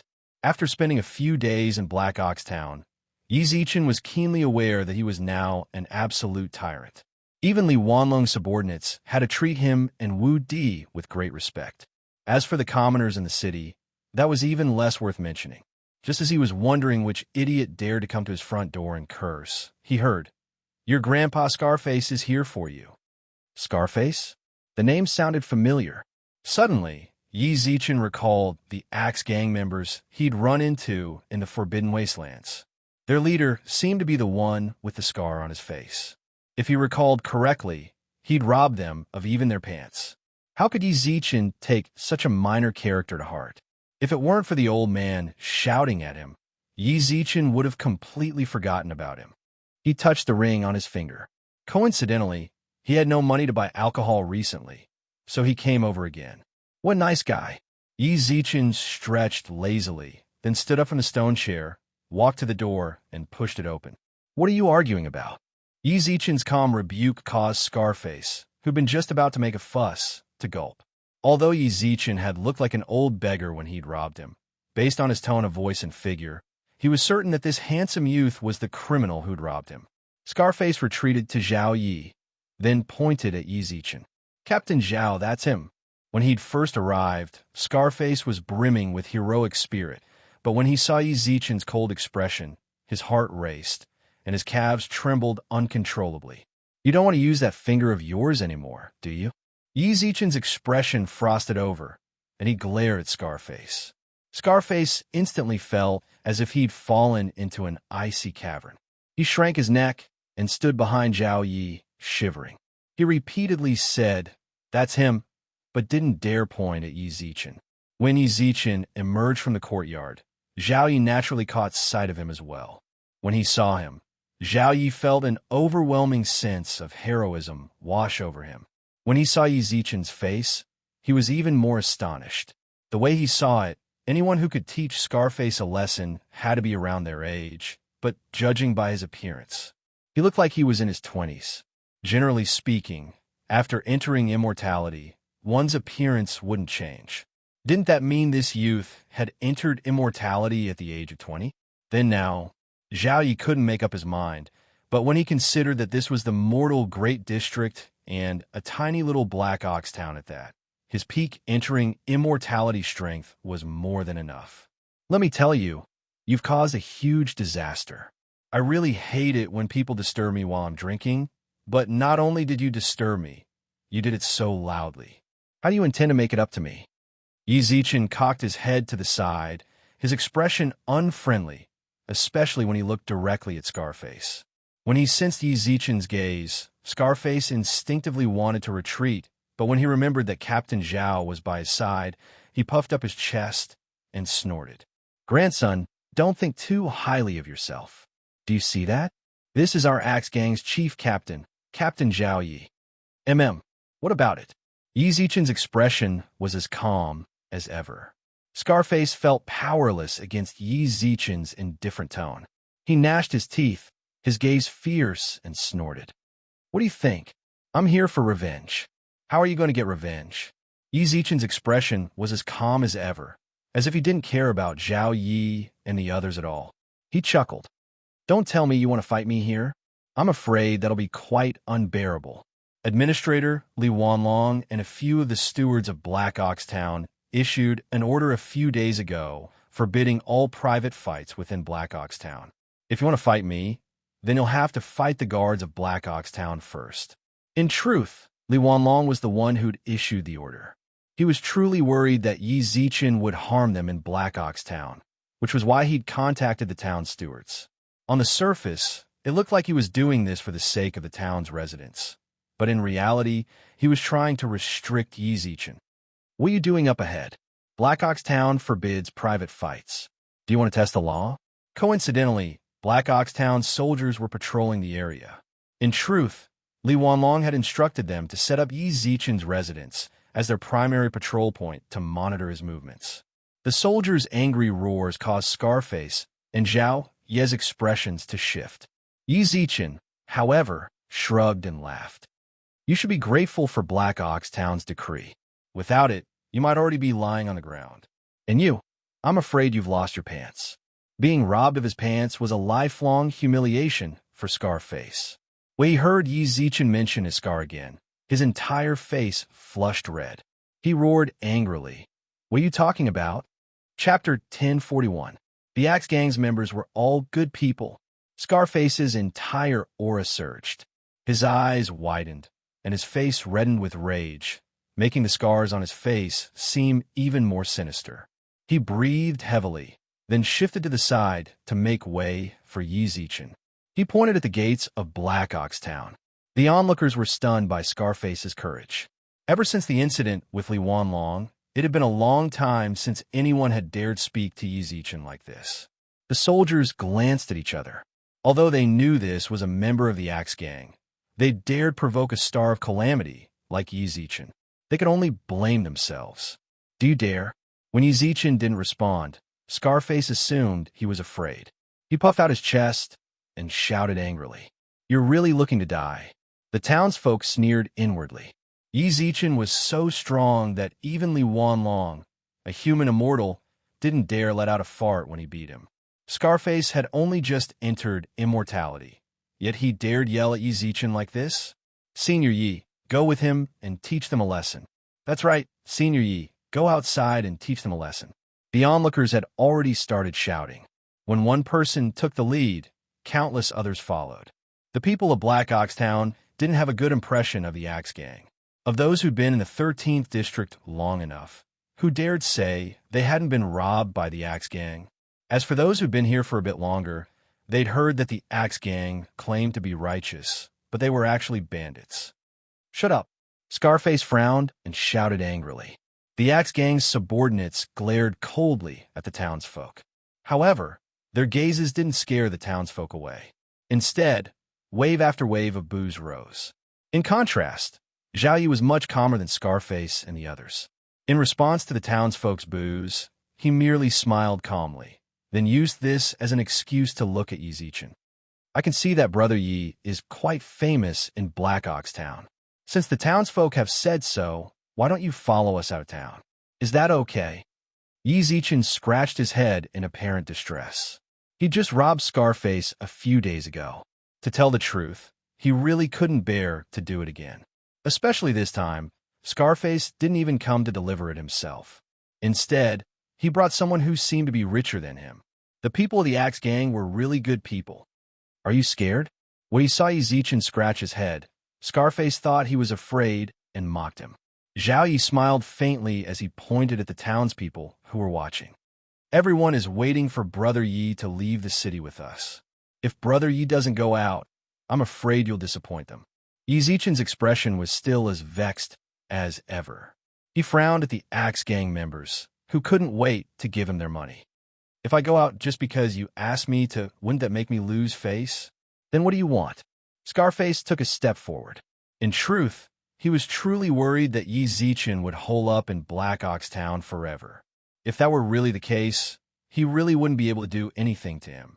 Now that Yi Zichen's tone had clearly softened, he was worried that a long delay would bring trouble. He gritted his teeth, took out a spatial pouch, and tossed it over. 10,000 spirit coins. So long as you leave the city, it's yours. Yi Zichen caught the pouch and probed it with his immortal awareness. When he discovered that there really were 10,000 spirit coins inside, he was so moved he couldn't put it into words. The people of the Axe Gang were too nice. They were so eager to give him money. Where else could he find such good people? However, to his surprise, just as he was sighing over how good the Axe Gang was, Zhao Yi tossed him a pouch of money. "I have 10,000 spirit coins here too." 20,000 spirit coins. Yi Zichen clutched the pouch in a daze. He didn't know what to say. Yi Zichen resisted the urge to cry, then hesitated no longer. He put the pouch of money in his pocket, put his hands behind his back, and walked past Scarface and the others.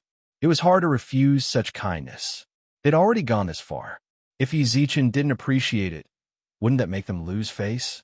Yi Zichen sighed helplessly. "Let's go." The Li Manor. These past few days, Li Wanlong hadn't been all that comfortable. With Yi Zichen, that malignant star, by Wu Di's side, he was truly worried that Wu Di would complain to Yi Zichen and that malignant star would come knocking on his door. He'd sent a message to his sister, but she'd yet to respond. As a result, he'd been on edge for the past few days. Administrator Li, a Li family servant, hurried over. Li Wanlong was already anxious, but when he saw that the servant hadn't even announced his arrival, his expression darkened and he berated him. "Didn't you know to report before entering?" The servant hadn't expected Li Wanlong to be so angry. He stood there in a daze, not knowing what to do. Li Wanlong snorted coldly at him. "Speak. What's wrong?" "Administrator Li, the Axe Gang has come to Black Ox Town," said the servant, not daring to delay any longer. "So what if they're here? Black Ox Town isn't the Wu family's private territory. What's so surprising about the Axe Gang coming?" Li Wanlong's expression darkened even further when he heard the servant report such a trivial matter to him. Under his gaze, the servant's legs began to tremble. In order to save his own life, he had to speak faster. They didn't just come to Black Ox Town to rest. They came looking for that malignant star in the northern part of the city. It seems the Axe Gang has a grudge against that malignant star. They've been cursing and swearing for quite a while. However, Black Ox Town strictly forbids private fights. Not long ago, they left the city. They probably left by now. Didn't you say that if I had any information on that malignant star, I should tell you right away? That's why this lowly one deserves to die. Please spare my life, Administrator Li. The the servant couldn't bear the pressure of Li Wanlong's gaze. He knelt on the ground and kowtowed repeatedly. The Axe Gang came looking for him? What kind of Axe Gang members are they? I heard it's Scarface, a squad leader, and Zhao Yi, the Axe Gang's main squad leader in Raging Flame City. They brought around 30 subordinates with them. So it's the two of them. Li Wanlong didn't pay any more attention to the servants kneeling on the ground, but his mind was spinning. The Axe Gang had come looking for Yi Zichen? That was good news. As someone born and raised in the 13th district, Li Wanlong's understanding of the Axe Gang was incomparable to that of an ordinary person. He knew Scarface. Although he'd only been in the Axe Gang for a few years, he was quite skilled. In such a short time, he'd managed to sneak his way to the position of squad leader. Scarface had always been active in the secret regions near Black Ox Town. Over the past few years, he'd robbed at least 800 townsfolk, if not 1,000. Previously, he'd heard that Scarface wanted to rob Wu Di and had almost killed him in the Forbidden Region. Li Wanlong knew all this, but he deliberately refrained from sending anyone to rescue him. As for Zhao Yi, he knew even more about him. He'd been a member of the Axe Gang's branch in Raging Flame City ever since. Since he was the Axe Gang's oldest member, he was now the branch's leader, second only to one. He was also at the peak of entering immortality. Zhao Yi's strength, and even the branch leaders, weren't enough to pose a threat to Yi Zichen. However, the head of the Axe Gang's branch was extremely favored in the headquarters. Otherwise, he wouldn't have been assigned to Raging Flame City as a branch head.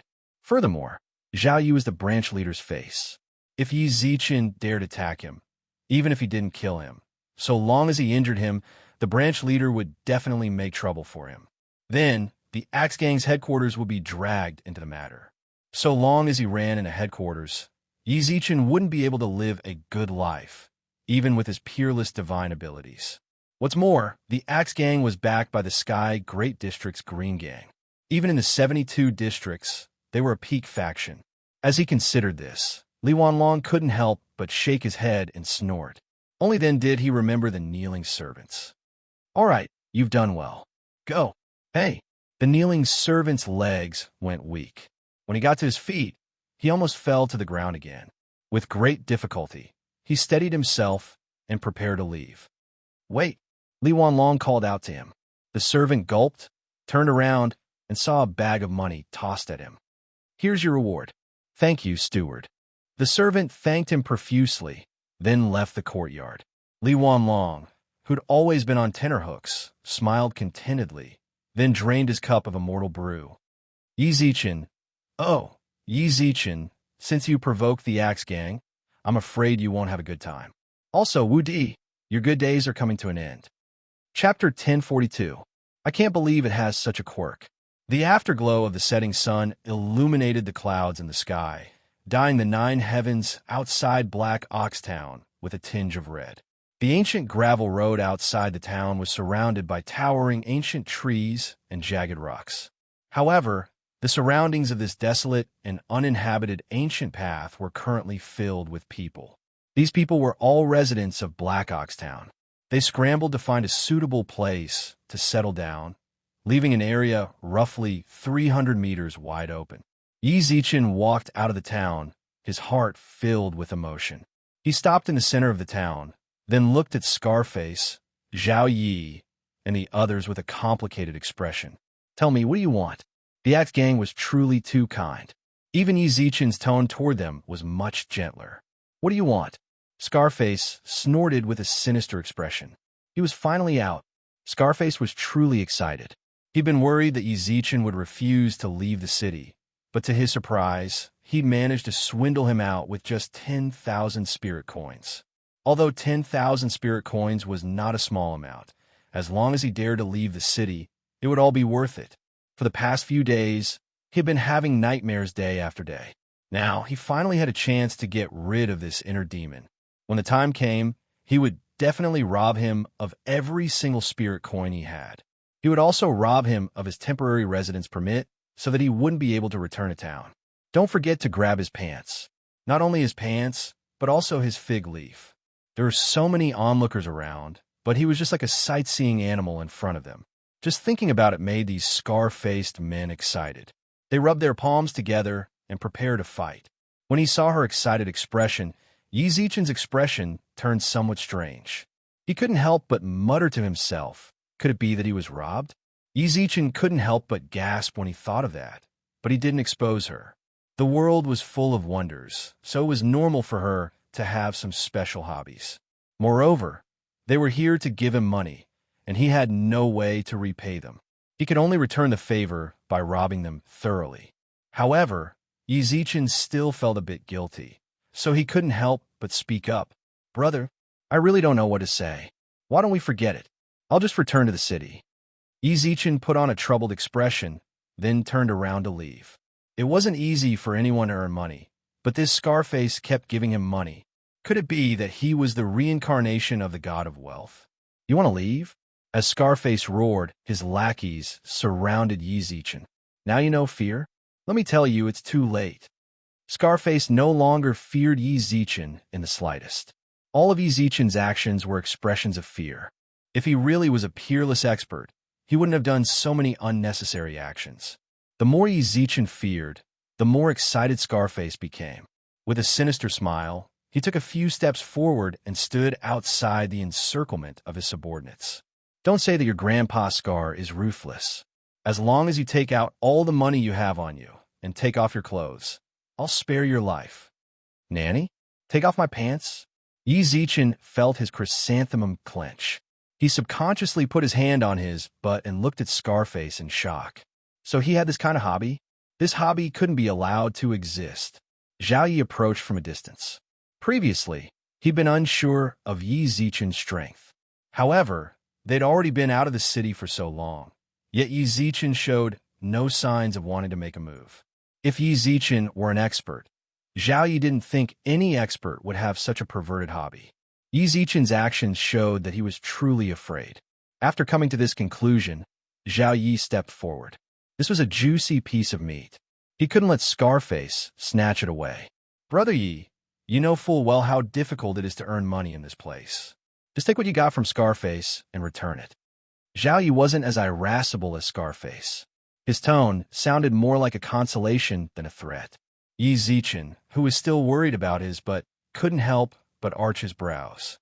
"So you want to rob me? Did you really think Grandpa Scarface was here to rob you?" Scarface was as arrogant as he could be. When he saw his protruding jaw, Yi Zichen was worried it might dislocate. "Scarface, what are you talking about?" Zhao Yi scolded Scarface with a frown. Then he said in a comforting tone, "Brother Yi, the word snatch is a bit too much.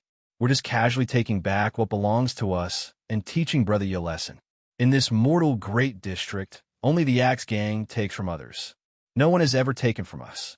Brother Yi's treasures can be used as tuition for this lesson. So that's how it is." Yi Zichen's expression was still distressed, as if he were hesitating about whether or not to hand over his treasures. If he didn't, these two would definitely try to rob him. He wasn't the type to suffer losses, so he'd definitely be robbed. But he couldn't bear to rob them. It really was a difficult choice. "Brother Yi, cultivation isn't easy. Money is just a worldly possession, so just hand it over." Zhao Yi's words of consolation seemed to move Yi Zichen. He nodded solemnly, reached into his robes, and reluctantly took out a spatial ring, along with the 20,000 spirit coins they'd given him. He tossed them over. Yi Zichen reached out and caught the ring. When he probed its interior with his immortal awareness, Zhao Yi, who'd been pretending to be nice this whole time, opened the ring. Jug after jug of immortal brew poured out and shattered on the ground. Yi Zichen's heart ached as he watched. When the last jug of immortal brew shattered, bang, Zhao Yi slammed the ring into the ground, and his aura surged. "You tricked me." Zhao Yi released a violent aura from his body. Gusts of wind howled around him, and the surrounding ancient trees swayed uncontrollably. "Hey, what are you doing?" Yi Zichen pretended to be innocent. "You told me to give you all my treasures, and I've already given them all. What else do you want?" "I want treasures. I want treasures." Zhao Yi's mood was explosive, even more so than Scarface's. He pointed at the shattered jugs of wine, his expression incomparably savage. "What's all this?" Several hundred spirit coins worth of immortal brew? Am I a 3-year-old or something? Bang! Yi Zichen kicked the jugs of wine into the air. His heart ached as he looked at the shattered jugs of wine. What else do you want? I've already given you all my treasures. Yi Zichen's expression was as innocent as could be. He truly felt wronged. As he looked at his innocent face, Zhao Yi snorted and shook his head. He was already certain that Yi Zichen was just toying with them. Saying anything more would be pointless. Chapter 1043. This money was his tuition? A ray of light flashed through Wu Di's bedroom. When the light faded, Wu Di opened his eyes from his cross-legged position on his bed. Mid-stage, entering immortality. As he sensed his body brimming with power, Wu Di's eyes flashed with delight. I have to tell Master and make him happy. By now, Yi Zichen was practically Wu Di's sky. If there was anything worth celebrating, he'd be the first to share it with him. This breakthrough was no exception. He leaped to the ground and ran to Yi Zichen's door. Master! No one was there.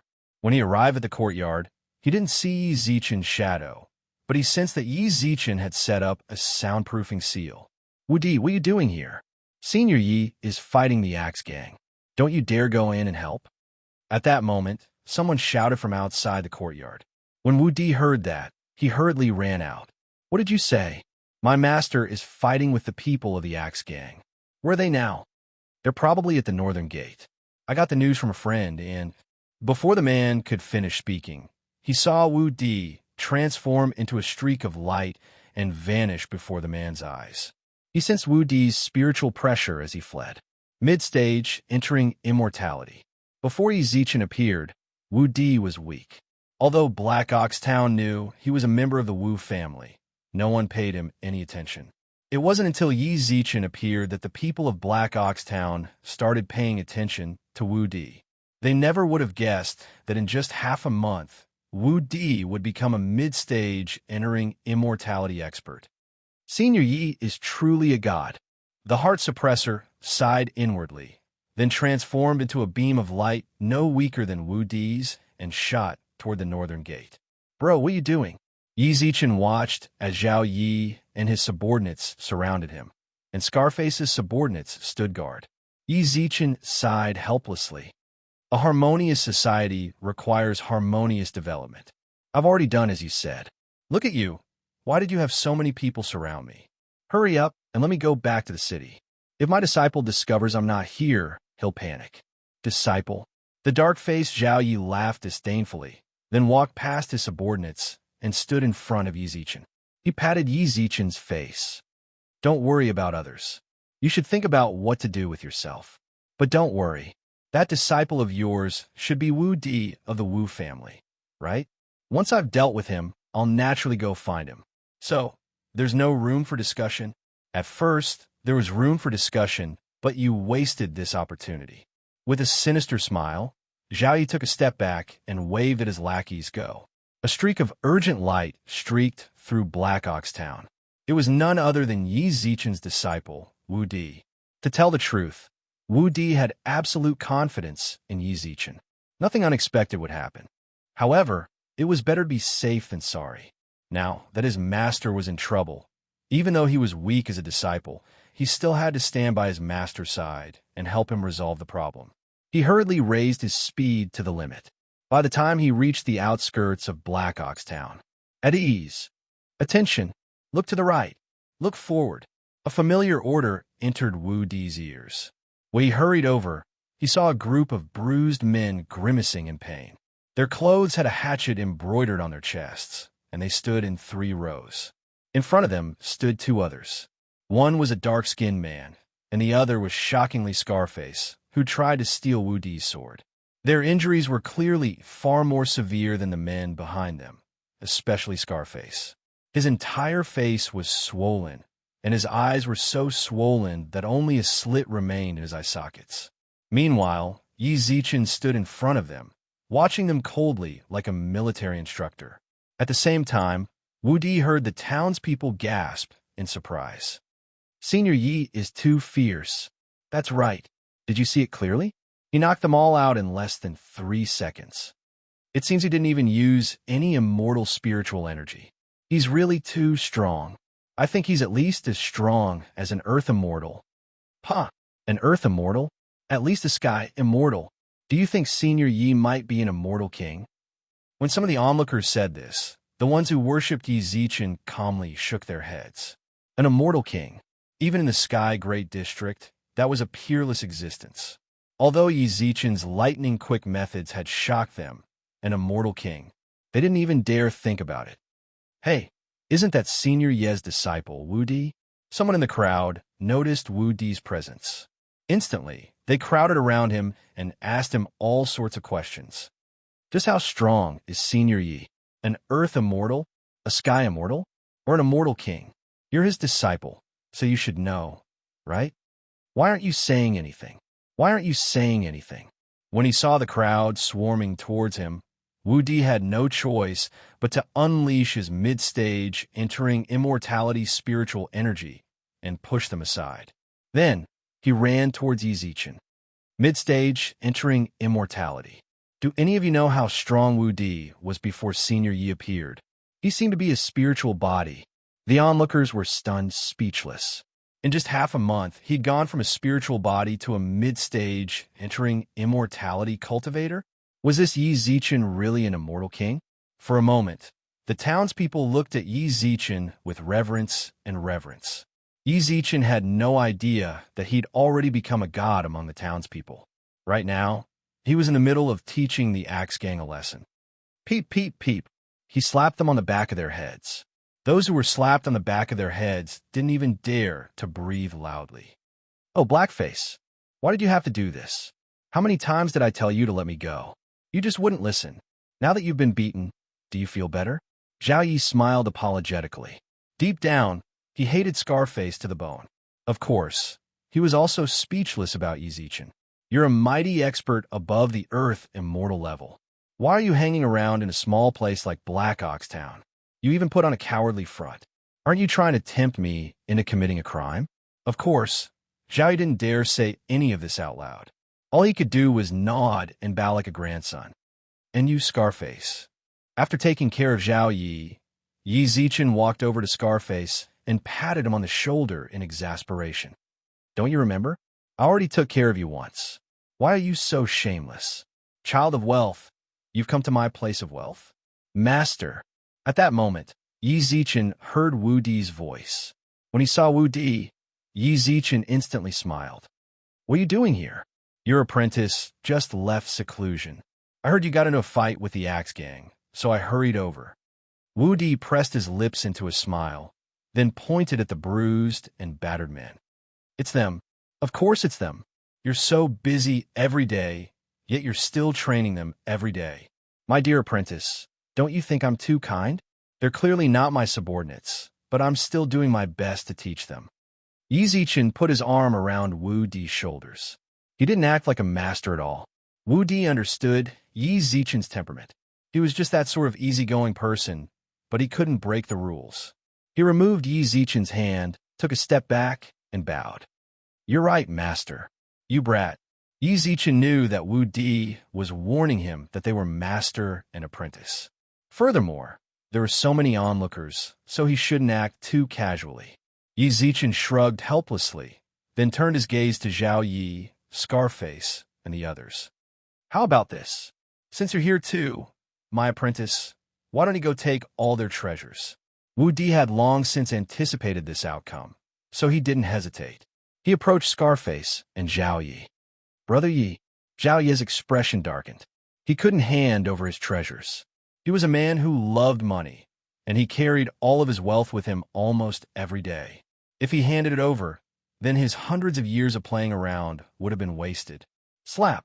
To his surprise, Wu Di, who'd gone to collect the money, slapped him on the head and shouted, My master told you to hand it over, so just hand it over.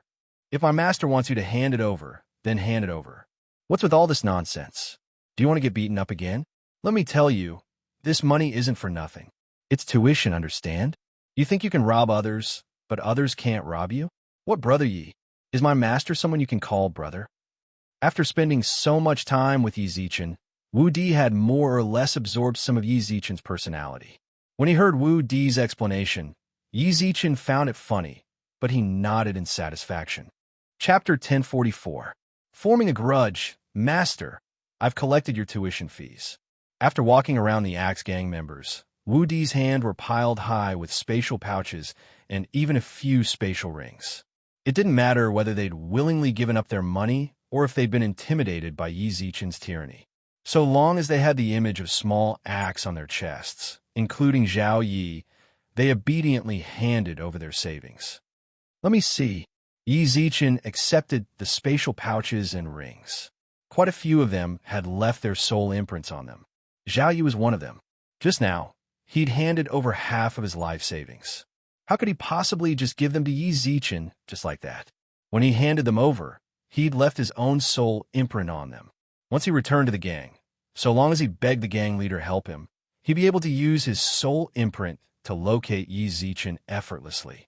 But how could such petty tricks escape Yi Zichen's notice? He wiped away all the spatial pouches and rings' soul imprints. Instantly, countless people coughed up blood. Their hearts and souls were wounded. You're seeking death. There was still blood at the corner of Zhao Ye's mouth, but he ignored the injuries on his body and shouted. He was no longer as calm and collected as he was at the beginning. His eyes were bloodshot, and his already pitch-black face had turned a purplish-red color due to the surge of blood chi. His bloodshot eyes brimmed with undisguisable fury. He looked as if he wanted to fight Yi Zichen to the death. Yi Zichen picked at his ear, then frowned in displeasure. Good disciple, tell him to behave. His voice was so loud, it almost deafened me. As you command. Wu Di cupped his fists and took a few steps back, then frowned and walked up to Zhao Yi. You little animal, you'd best think this through. Zhao Yi hadn't even finished speaking when he felt a harsh slap on his left cheek. The force of the slap was so great that even his ears were ringing. This slap had been a bit forceful, and Wu Di's hand turned red from the recoil. He shook his hand repeatedly, then snorted sharply, Lower your voice. Lower your voice. Didn't you hear my master say that you almost made him deaf? You still want to threaten me? Don't you know who you are now? If it weren't for my master's kindness, you would have been chopped up and fed to the dogs. In truth, this was Wu Di's original appearance. However, his identity was a bit awkward, so he pretended to be like this in order to preserve his life. Ever since he'd taken Yi Zichen as his master, coupled with his recent breakthroughs, he'd regained his confidence. What's more, he'd been by Yi Zichen's side for a long time, so he'd learned quite a bit how to shoot his mouth off. Zhao Yi was enraged. He glared at Wu Di, but to his surprise, he slapped him across the face again, then glared at Zhao Yi without the slightest bit of cowardice. Stare? Can your stare be bigger than mine? You're still glaring at me? Do you believe that I won't gouge out your eyes, throw them on the ground, and crush them for fun? Yi Zichen looked at Wu Di's sharp tongue in astonishment.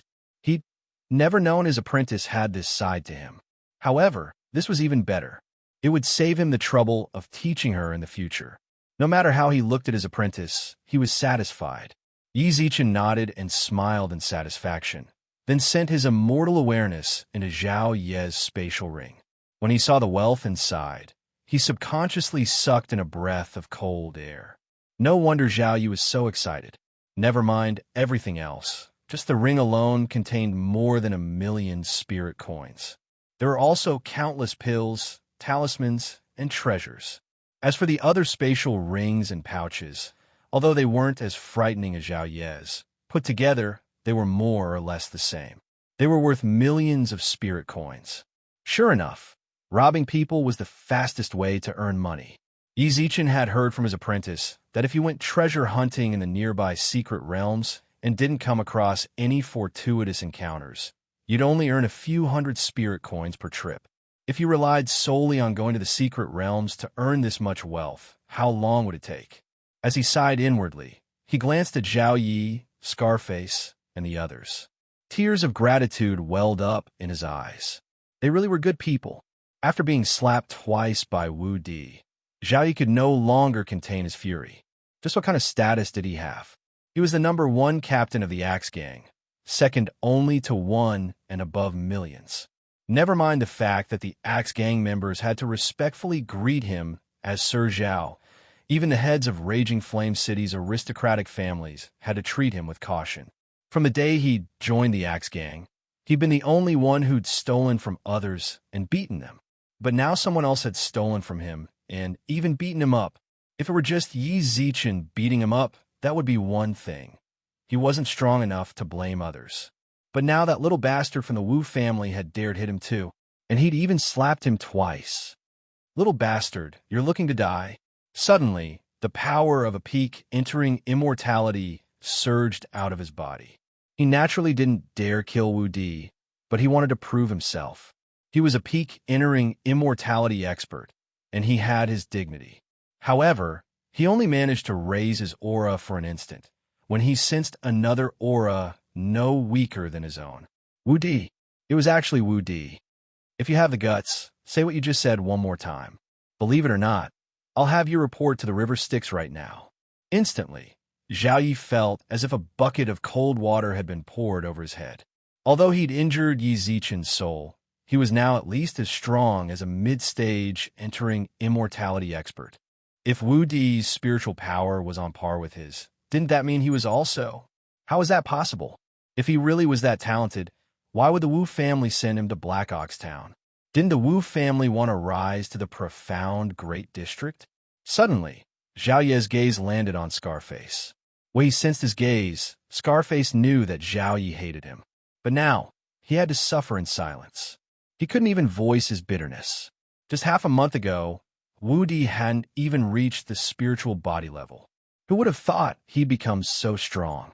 Could this really be the legendary saying that a scholar who has been away for 3 days must be looked at in a new light? But he didn't dare say anything. All he could do was bury Wu Di in his neck, his expression bitter. That's enough, my good disciple. Don't scare them. We're law-abiding people. How could we willfully slaughter the innocent? Besides, they've given us such a huge gift. For your sake, how about you let them go? Yi Zichen, who'd been watching from the sidelines all this time, stepped forward and patted Wu Di on the shoulder. In truth, Wu Di was just saying it for fun. If he really killed Zhao Yi, it might cause his master unnecessary trouble. Coincidentally, Yi Zichen gave him a way out of this embarrassing situation, so he stepped forward and snorted. For my master's sake, I'll spare their worthless lives. In the future, don't ever let me see you again. If I do, I'll break your dog legs. He was simply too satisfied with this little disciple of his.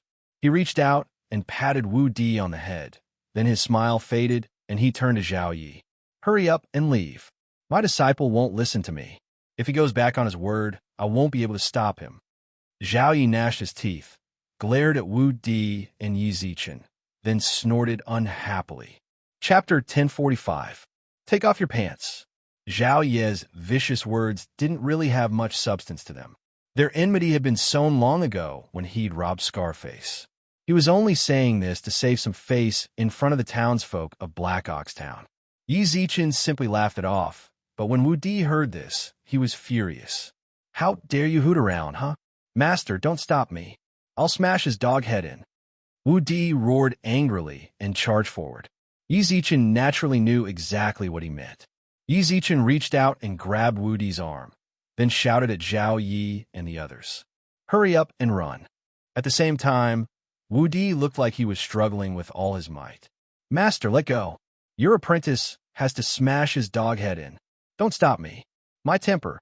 Hurry up and run. Yi Zichen had played the good guy all the way to the end. Judging from how real his expression was, it would be unfair not to give him an Oscar. Zhao Yi wasn't quite sure what this master and disciple duo were up to, but he knew that if they really fought, he might not necessarily be Wu Di's match. Zhao Yi didn't dare hesitate. He hurriedly shouted at his subordinates. Let's go. Under the watchful eyes of the townsfolk, the vast procession fled in panic. Scarface wanted to blend in with the group and leave, but before he could take more than a few steps, he heard a nightmarish voice calling out to him. You, wait. Yi Zichen didn't say who it was, but Scarface knew full well who it was. He could only grimace and obediently stop. Grandpa, please spare me just this once. Scarface truly broke down. He never would have guessed that Yi Zichen was so strong. Even Zhao Yi couldn't do anything to him. When he heard Scarface's tone, he was on the verge of tears, but Yizichin simply smiled warmly and walked up to him. Don't be nervous. You just gave me a huge gift. How could I possibly do anything to you? Don't you think so? Scarface knelt on the ground, unable to voice his bitterness. What was going on? He'd been robbed once, and that was one thing. Now that he'd finally managed to regroup and find the Axe Gang's captain to avenge him, Yizichin and the others had robbed him again. Not only had his years of savings gone up in smoke, but Zhao Yi had also been robbed clean by them. He was a little worried about how he would face his immediate superior when he returned to the Axe Gang. The more Scarface thought about it, the more nervous he became. However, the most important thing he had to do now was to get past this fiend in front of him. My lord, you're right. I'm really blind. Just look at how young and ignorant I am. Just let me go this time. If you let me go, I will definitely burn incense and pray to Buddha for you when I return. Scarface's tone was especially sincere. If he had patted his chest twice and shed 2 lines of tears, the effect might have been even better. Yizichin smiled wryly and shook his head. Burning incense and praying to Buddha is one thing, but this, take off your pants. The matter with the Axe Gang finally came to an end. Scarface ran off once more, but naked. However, this time, he did so under the watchful eyes of countless people. Quite a few Black Ox Town residents even recorded this scene with jade slips. When the townspeople looked at Yizichin, their gazes were filled with reverence. In Immortal Great District, he was the only person who dared provoke the Axe Gang like this. Furthermore, in their hearts, Yizichin might very well have reached the Immortal King level. This sort of existence was as rare as phoenix feathers and Chelan horns in the Sky Great District.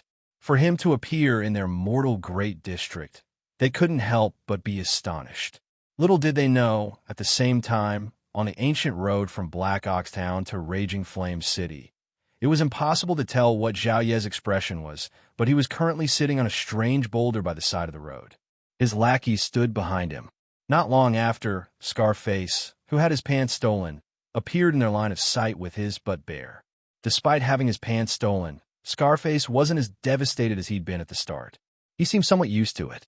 It was just that his sense of shame left him a little embarrassed. Right now, he wasn't thinking about revenge. The only thing on his mind was how to face Zhao Yi. To his surprise, however, Zhao Yi, the person he'd been so worried about this whole time, was waiting for him not too far away. On the ancient path, Scarface's body stiffened. After a brief moment of hesitation, he patted his face and ran towards Zhao Yi with a wide smile. Captain, how could this lowly one make you wait for me here? Zhao Yi, who was sitting on the rock, glanced at him. When he saw that he was naked, he pointed at the ancient tree with his right hand. The ancient tree's leaves scattered to the ground and then floated into the air. It was as if a thread had passed through them and turned into a grass skirt that landed beside Scarface. Just make do with it. We've all been robbed by him. We don't have any clothes for you. Sir, tears of gratitude flashed through Scarface's eyes. He covered his forehead, put on the grass skirt, and fell to the ground, choking with sobs. Sir, you're too good to me. I've tricked you this time. Once we return to the gang, I'll definitely do my best to make up for your losses. Zhao Yi was still holding a grudge against Scarface, but when he sensed his true feelings, he could only sigh and let it go. Forget it. If it wasn't for my own will, I wouldn't have come here. If you want to blame someone, you can only blame yourself for not being skilled enough. How can you blame, sir? If you want to blame someone, blame the guy, Scarface snorted. He's clearly an expert, but he just had the bad taste of pretending to be weak and tricking Sir into falling into his trap. If you want to blame someone, blame the guy for being too evil. That's right. That guy really went a little overboard. Zhao Yi's expression instantly darkened. His fist fiercely hammered the odd-looking stone beside the ancient path. Suddenly, the odd-looking stone collapsed and turned into countless fragments. Scarface and the others were frightened out of their wits. Zhao Yi snorted with a dark expression. We can't just let this go. That's right. We can't just let this go, Scarface shouted with his chest puffed out. You think so too, don't you? Zhao Yi glanced at Scarface, his eyes gleaming with arrogance. Ever since our Axe Gang was founded, It's always us who rob others. When have we ever let others rob us? When we get back, come with me to see the leader. Umph. I'll make sure to teach that ye guy a lesson. I'll make sure to teach him a lesson.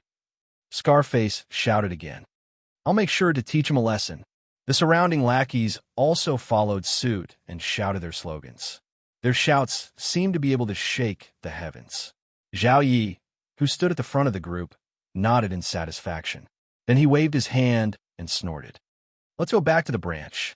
Only then did Scarface let out a long sigh. Life was like a drama. It all depended on one's acting skills. If his acting hadn't been on point, he might very well have lost his life. Zhao Yi felt that Yi Zichen had fallen for provoking the Axe Gang, but Scarface felt that the Axe Gang had fallen for provoking that fiend, Yi Zichen. As for seeking revenge on Yi Zichen, that was nonsense. Scarface understood now. Seeking revenge on Yi Zichen wasn't very likely, but it seemed that being Yi Zichen's lackey had a better future than staying with the Axe Gang, especially now that Yi Zichen only had Wu Di by his side.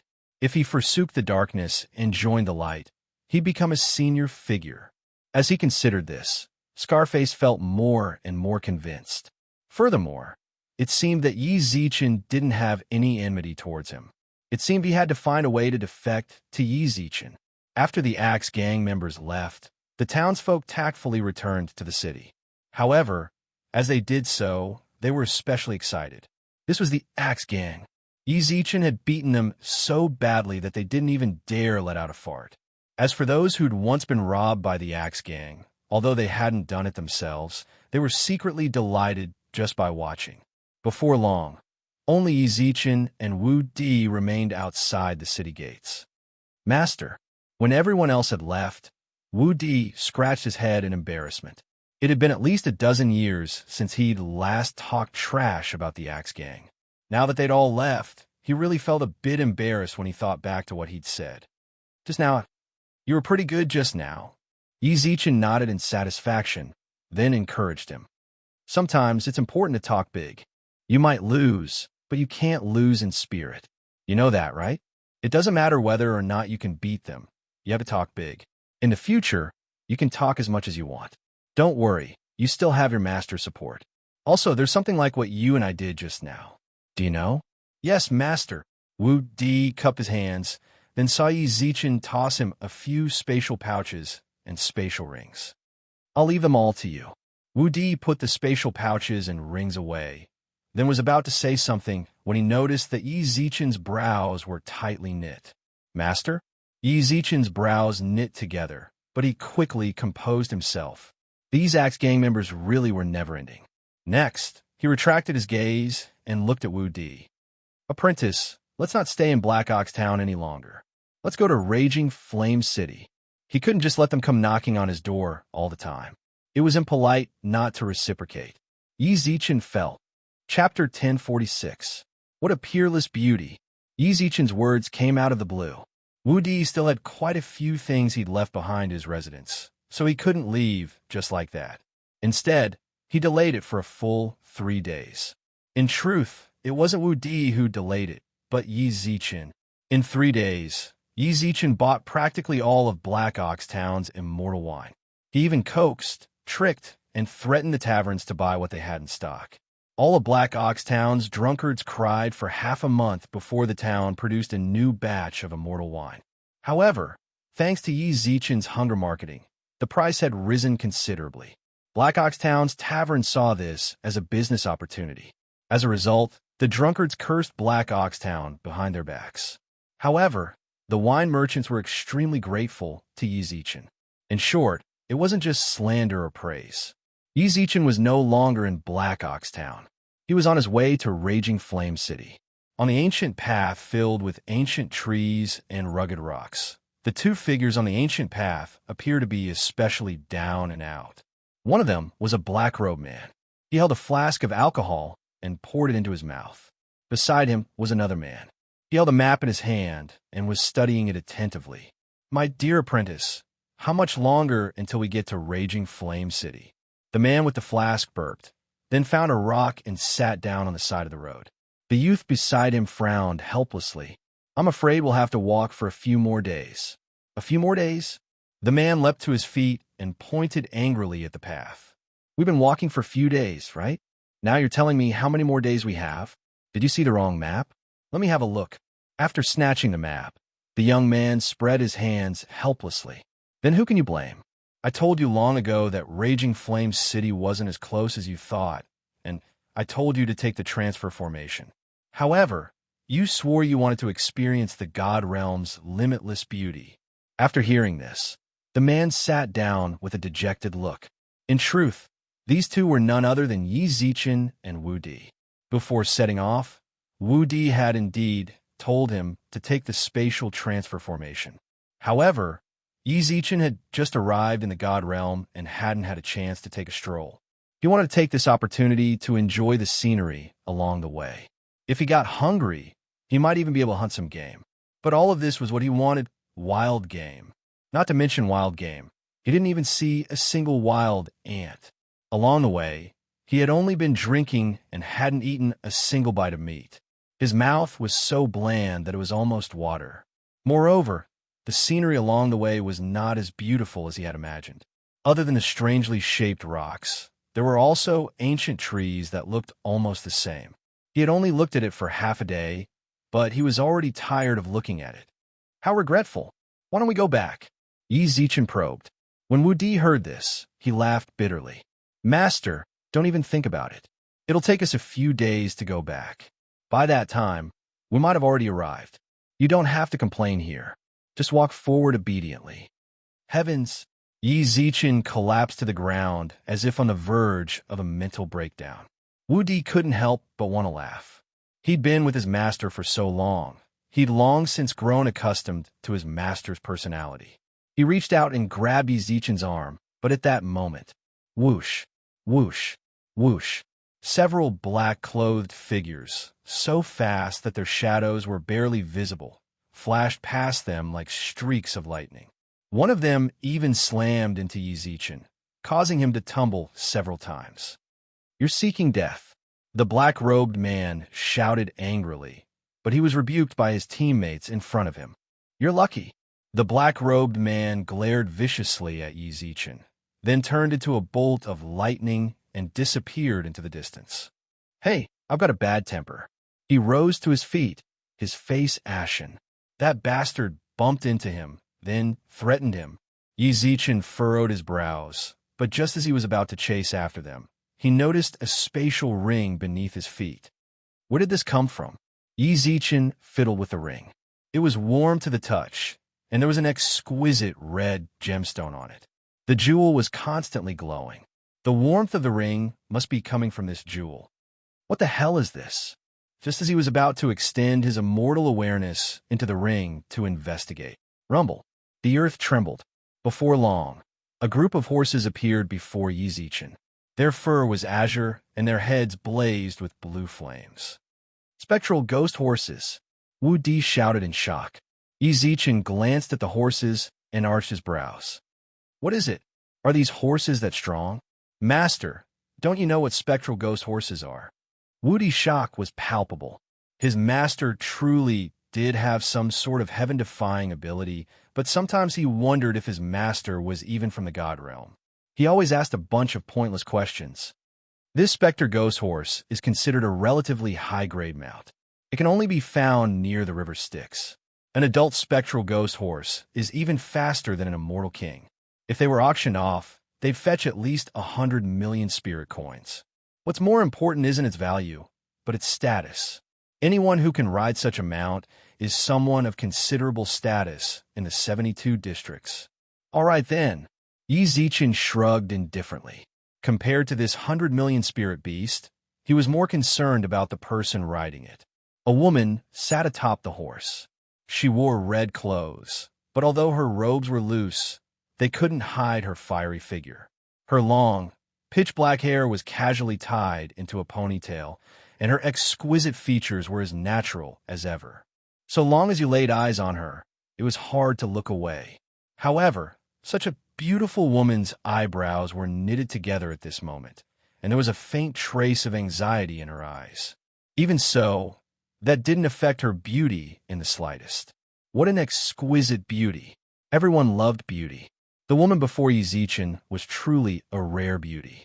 His admiration came from the bottom of his heart, but it was limited to admiration. It didn't mean he'd actually taken a liking to her. Yi Zichen glanced at her briefly, then looked away. He cared more about what was inside the ring than the beauty. Stop! At that moment, a voice rang out in Yi Zichen's ears, and he felt as if he'd been enveloped by someone. When he looked up, he saw that the woman he'd praised was already standing before him. The closer she got, the more Yi Zichen felt that she really was pretty. What's more, there was an air of heroism about her that made her gentle beauty seem a bit more resolute. You guys, keep chasing after her. The woman on the spectral ghost horse turned to a group of people nearby. They immediately nodded and dashed forward. Then, to everyone's surprise, the woman jumped off the ghost horse. Her exquisite eyes flashed with sharpness as she stared intently at Yi Zichen. Being handsome is also a sin. When he sensed the woman's gaze, Yi Zichen couldn't help but sigh. He helplessly patted Wu Di on the shoulder. "Apprentice, have you seen your master's charm?" Wu Di broke out in a cold sweat. This woman was obviously here to make trouble for them. "Master, stop messing around. I'd rather not talk to you. You're still young. There's no way you can understand how your master feels." Yi Zichen acted as if he hadn't heard Wu Di's warning at all. His eyes were filled with helplessness, and he produced a pen. "Do you want my contact information or my horoscope? If you want my signature, how about I sign here?" With that, Yi Zichen's pen-wielding hand reached towards the woman's chest. The woman's face instantly turned ashen. She gnashed her teeth and cursed. Chapter 1047. Even if you're secretly in love with me. As soon as the red-robed woman gave the order, 2 squads of 16 people surrounded Yi Zichen and Wu Di on the path. Yi Zichen's hand hovered in midair. As he looked at the menacing, muscular men, he angrily retracted his hand and laughed. "Hey, what are you doing? This is just our first meeting. Even if you think I'm handsome and extraordinary, and you've long since fallen in love with me, you can't just let them snatch me away to get married, can you? How about this? Give me some time to prepare. When the time comes, I'll naturally go to your manor and ask for your hand in marriage. What do you think?" Yi Zichen acted as if he hadn't even noticed the woman's icy expression. His words were frivolous. However, before the woman in red could speak, a girl with her hair tied up in a bun stood by her side. She put her hands on her hips, pointed at his nose, and scolded, "Impudent! How could my big sister possibly fall for a lecher like you? You'd best take back what you just said, or I'll cut out your tongue. Let's see if you can still say such frivolous things." The girl looked like she hadn't even reached adulthood yet. Her face was still childish, even though she had her hands on her waist and looked very angry. When paired with her little Lolita face, this rebuke was less dignified. Yi Zichen reached out and patted the girl's head with a smile, then pursed his lips. "How old are you? Get your filthy hands off me. Do you know who I am? How dare you touch my head?" The girl angrily slapped Yi Zichen's hand away, her bright eyes brimming with fury. "Then do you know who I am?" asked Yi Zichen with a smile after the girl slapped his hand away. "TCH, I don't care who you are." She rolled her eyes, only to see Yi Zichen pat her on the head once more. "I'm telling you, I'm your brother-in-law. How dare you call your brother-in-law's hands dirty? I'm afraid your big sister's going to scold you. You're talking nonsense." The girl was clearly furious. She wanted to reason with him. At that moment, the woman in red, who'd been glaring coldly at Yi Zichen the entire time, called out to her. "Bei Bei, sit in the carriage." "But sister," "You don't want to listen to me, do you? Then I'll have someone send you back." "Oh, got it." She reluctantly returned to the carriage, but before she did, she glared viciously at Yi Zichen, then entered the carriage and lowered the curtains. "Children are just too immature. They can't see your feelings for me at all. Beauty, what do you think of what I said just now? If you think it's okay, why don't you leave me your contact information so that I can come to you and propose marriage? I'm not afraid of you laughing at me, but this is also my first time, so I'm a little nervous." Standing behind Yi Zichen, Wu Di's heart thumped wildly. The way he saw it, this woman in red was definitely a descendant of a major family clan in a high-ranking district.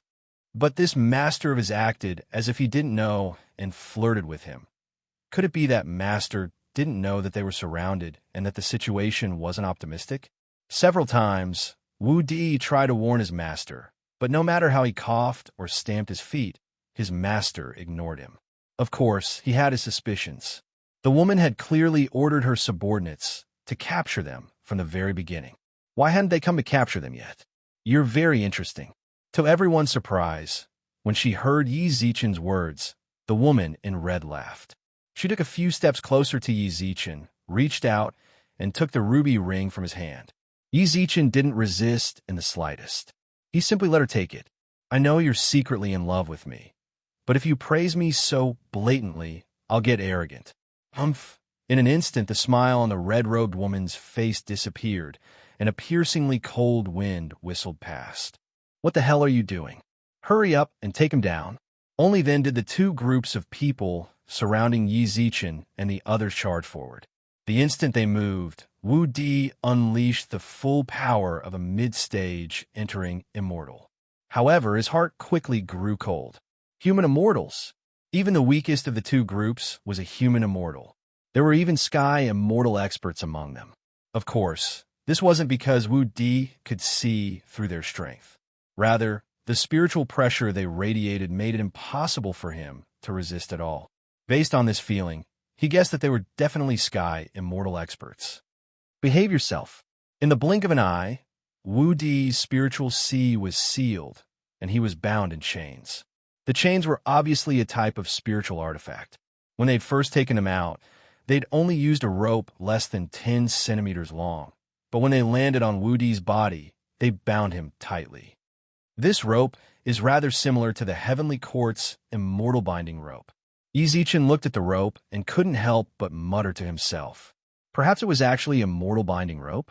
It was just an ordinary treasure in the God realm, but in the lower realms, it was an incredible treasure.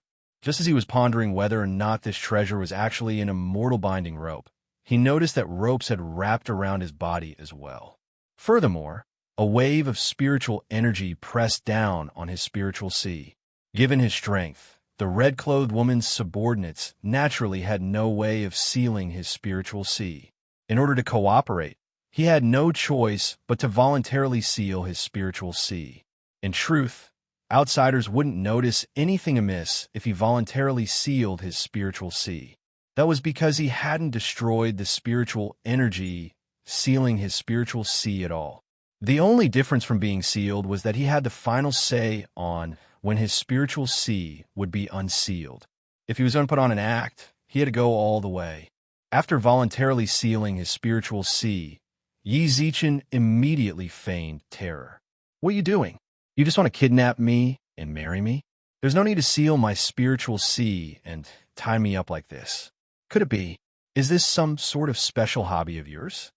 Just a second ago, Yi Zichen was utterly terrified, but in the next, he'd reverted to his frivolous self.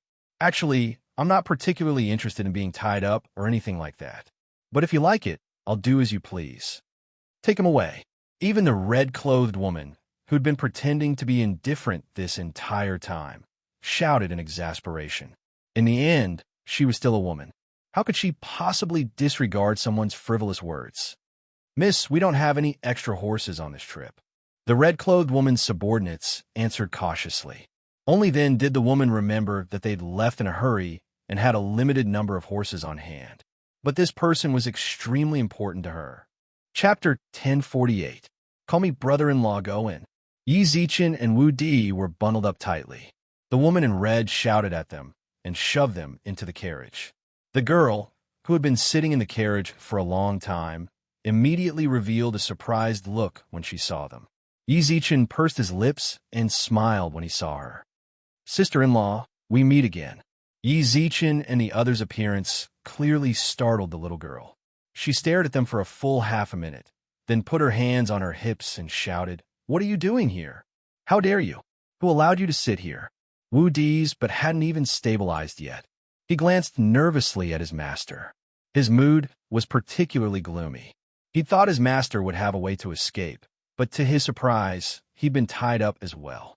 This trip bodes ill rather than well. Of course, he absolutely didn't blame Yizichin. The way he saw it, although his master's personality was erratic, everything he did had a purpose.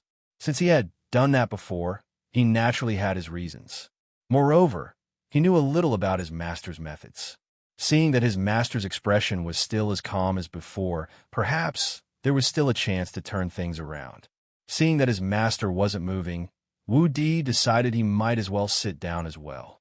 The girl's scolding had no effect on Yizichin at all. Yizichin couldn't help but sigh silently as he sat on the leather seat in enjoyment. Finally, they didn't have to travel on foot. "Hey, get off quickly. Who allowed you to get on the carriage?" The little girl pinched her waist and scolded him angrily. Yizichin wanted to reach out and rub her bun when he saw how cute she was, but then he remembered that he was already tied up by the immortal binding rope. Yizichin sighed helplessly, then hung his head dejectedly. "It's all because of your sister." "What's wrong with my sister?" The little girl blinked and asked. "Your sister wants to take me back to be her husband," Yizichin said angrily. "AI, girl, are your family bandits? I'm just a scholar who doesn't even have the strength to truss a chicken, yet you treat me like this.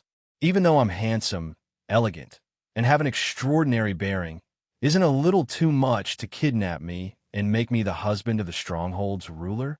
I'm also a person who wants to save face." "Nonsense." The little girl glared at him, put her hands on her hips, and snorted.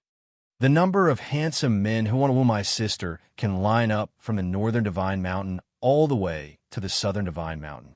You think she'll fall for you? You don't have the looks, and you don't have the morals. Also, you're obviously tied up with immortal binding chains, and your spiritual sea should be sealed as well. You're obviously a prisoner. Divine Mountain." The little girl obviously didn't have as many scruples as the adults when they spoke. She had previously mentioned the Divine Mountain. If it were an ordinary person, they might have only mentioned the greater district, but she mentioned the Divine Mountain. Could it be that they were people from the Divine Mountain? Yizichin chuckled and set his thoughts aside, then shrugged helplessly. "Then why do you think I'm in your car now?" Since the little girl didn't believe him, Yizichin had no choice but to push the question back.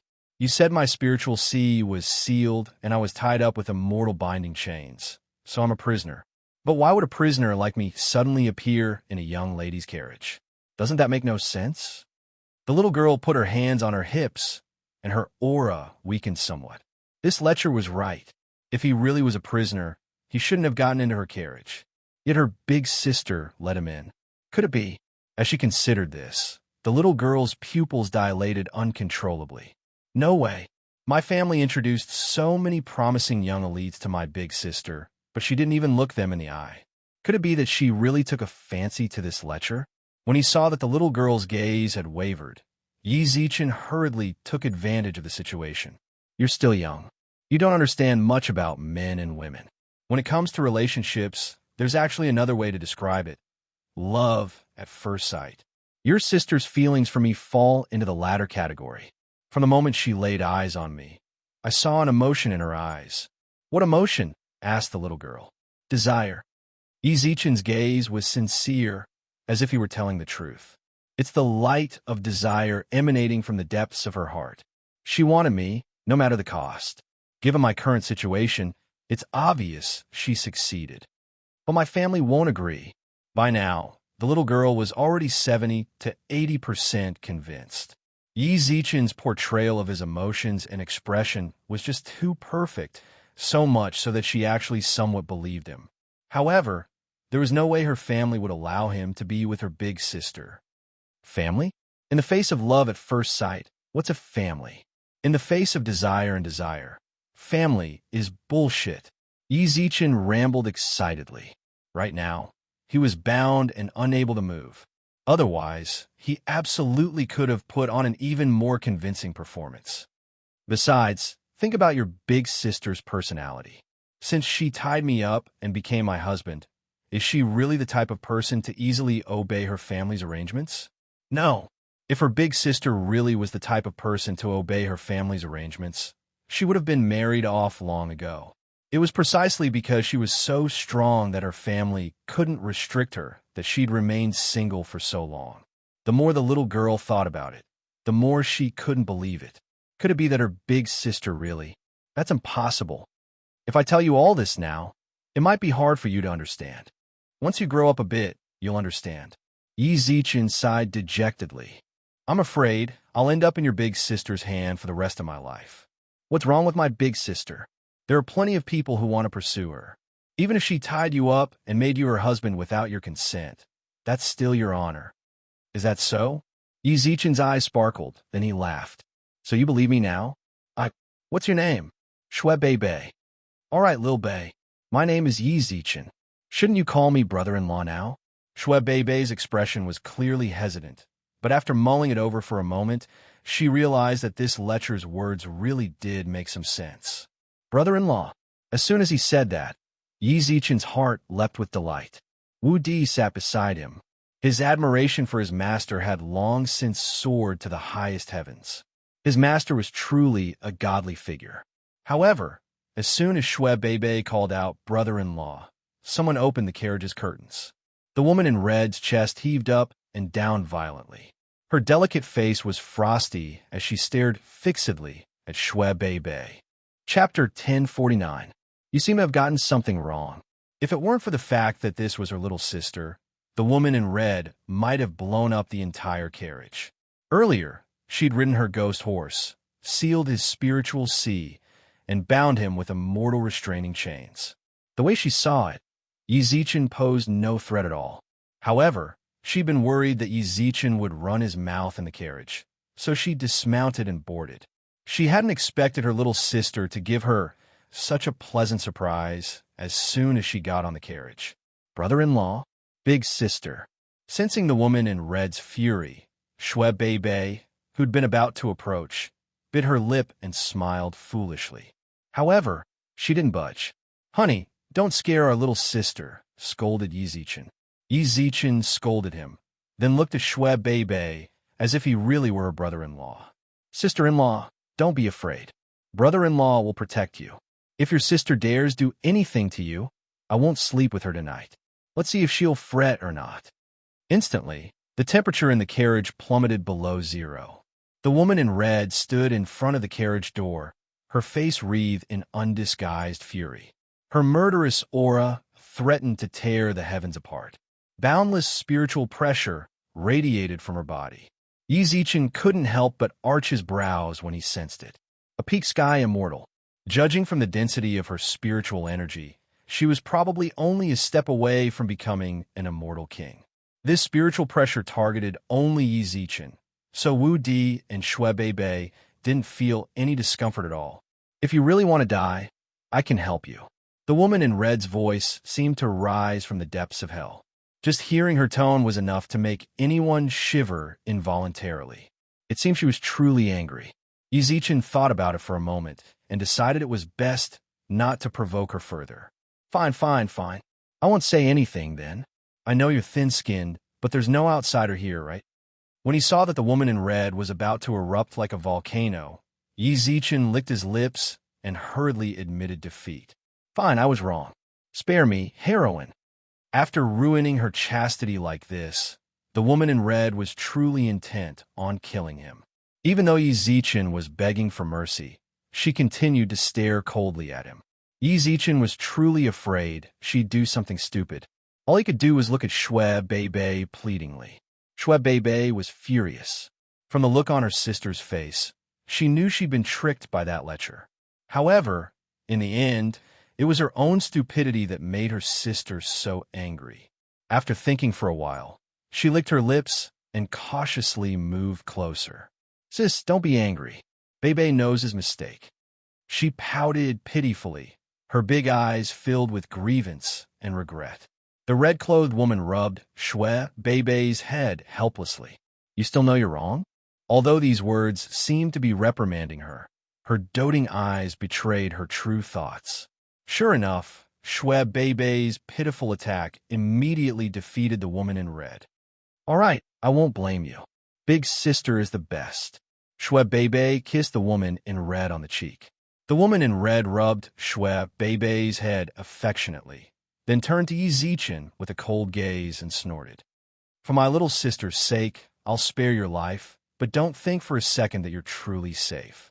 You'd best tell me everything you know, otherwise. Oomph. In truth, the woman in red hadn't originally intended to kill Yi Zichen. After all, Yi Zichen was extremely important to her. She'd never caught any of the black-robed men who'd robbed her merchant association of their resources. Either they couldn't catch them, or if they did, they killed themselves. That way, they wouldn't be able to find any valuable clues. Yi Zichen was the first person they'd caught, yet still hadn't died. She had to get some useful information out of him. Speak, who sent you here? The woman in red sat down across from Yi Zichen, her gaze icy. What did you say? When he heard her question, Yi Zichen was dumbfounded. What do you mean, who sent us? We, master and disciple, sent ourselves? Bang! She viciously slapped the cushion next to her, startling Wu Di. Her aura surged, and the woman in red's aura surged. Don't try to play dumb with me. I advise you to hurry up and confess everything you know. Otherwise, once we get to Raging Flame City, I have 10,000 ways to make you wish you were dead and force you to spill the beans. What the hell are you talking about? Yi Zichen furrowed his brows. You're a fine girl. Why do you seem a little mentally disturbed? What nonsense are you spouting? I'm your benefactor. If you don't repay me with your body, that's one thing. But now you're actually interrogating me? Still pretending? You won't shed a tear until you see your coffin. Huh? As she spoke, the woman in red smiled coldly and took out a ring. It was none other than the ruby-encrusted ring Yi Zichen had picked up. Then why don't you tell me why this ring is in your hands? I picked it up. Yi Zichen answered truthfully. Picked it up? The woman in red acted as if she'd just heard the funniest joke in the world. She slipped the ring on her ring finger, cocked her head, and laughed. Do you know how much this ring is worth? There are at least 100 million worth of pills, talismans, and precious artifacts in there. You're telling me you picked it up? You really are a lucky bastard. My luck is indeed pretty good. Yi Zichen replied. Bang! Impudent. Her palms slammed heavily on the leather seat next to her. This time, when she took her hand away, there was a charred handprint on the leather seat. This ring belongs to the Skyspan Trading Company. Yet you say you picked it up? Tell me, what's your relationship with those black-robed men? Who's your mastermind? Tell me the truth. Wu Di had long since sensed that these people were no ordinary people, but he never would have guessed they had such a powerful background. The Skyspan Trading Company. They were the largest auction house in the northern Divine Mountains' 72 districts. Practically every district had at least 3 of their auction houses. From the spiritual pills and magical artifacts needed by immortal kings to the ordinary weapons and body-tempering pills for body tempering. The Skyspan Trading Company could satisfy them all. Rumor had it that the Skyspan Trading Company wasn't just active in the northern Divine Mountains' 72 districts. They were active in the other lower lands as well. Rumor had it that they were active in the Yao realm as well. Wu Di's atoms apple bobbed up and down uncontrollably. By now, he was at a complete loss for what to do. However, Yi Zichen just smiled calmly. He looked at the woman's protruding breasts and gulped. Then, his expression turned serious. Chapter 1050. Girl, I'm your benefactor. No matter how overbearing the woman in red was, or how powerful the Skyspan Trading Company's background was, Yi Zichen didn't care. Yi Zichen didn't seem to mind. Instead, he smiled inexplicably. Do you think I'm one of those bandits who stole your Skyspan Trading Company's resources? Yi Zichen's aura had changed, and he radiated an aura of righteousness. This change startled the woman in red, but she still nodded noncommittally. That's right. All right. Then I'd like to ask you a few questions. If you can answer them, I'll tell you everything I know. Go ahead. The woman in red smiled calmly. Yi Zichen's transformation had only affected her for an instant. The way she saw it, Yi Zichen was one of those black-robed men's accomplices. She wanted to see what he had to say. When was your Skyspan Trading Company robbed? A week ago. Did they rob you before? Yes. Then did you capture any of them? Yes. Did they leave any survivors? No. What I've asked you is the truth. Yes. Their conversation was short and to the point. After asking these questions, Yi Zichen nodded in satisfaction and stopped asking questions. His eyes lit up with a faint smile. Very good. If everything you say is the truth, then everything will be easy to handle. I'd like to hear the details. The woman in red gestured for Yi Zichen to begin, then sat cross-legged on a leather cushion and quietly waited for him to perform. As for my identity, I have 3 ways to prove myself. First, my apprentice and I are innocent. My name is Yi Zichen, and my apprentice is Wu Di of Raging Flame City's Wu family. We left Black Ox Town 4 days ago and hurried to Raging Flame City. We've been in Black Ox Town this entire time, which doesn't match the time you were robbed. If you don't believe me, you can go to Black Ox Town and investigate. I trust that with your extraordinary abilities, you'll definitely get to the bottom of this. Secondly, you said that they tried to rob you before, but they didn't leave any survivors.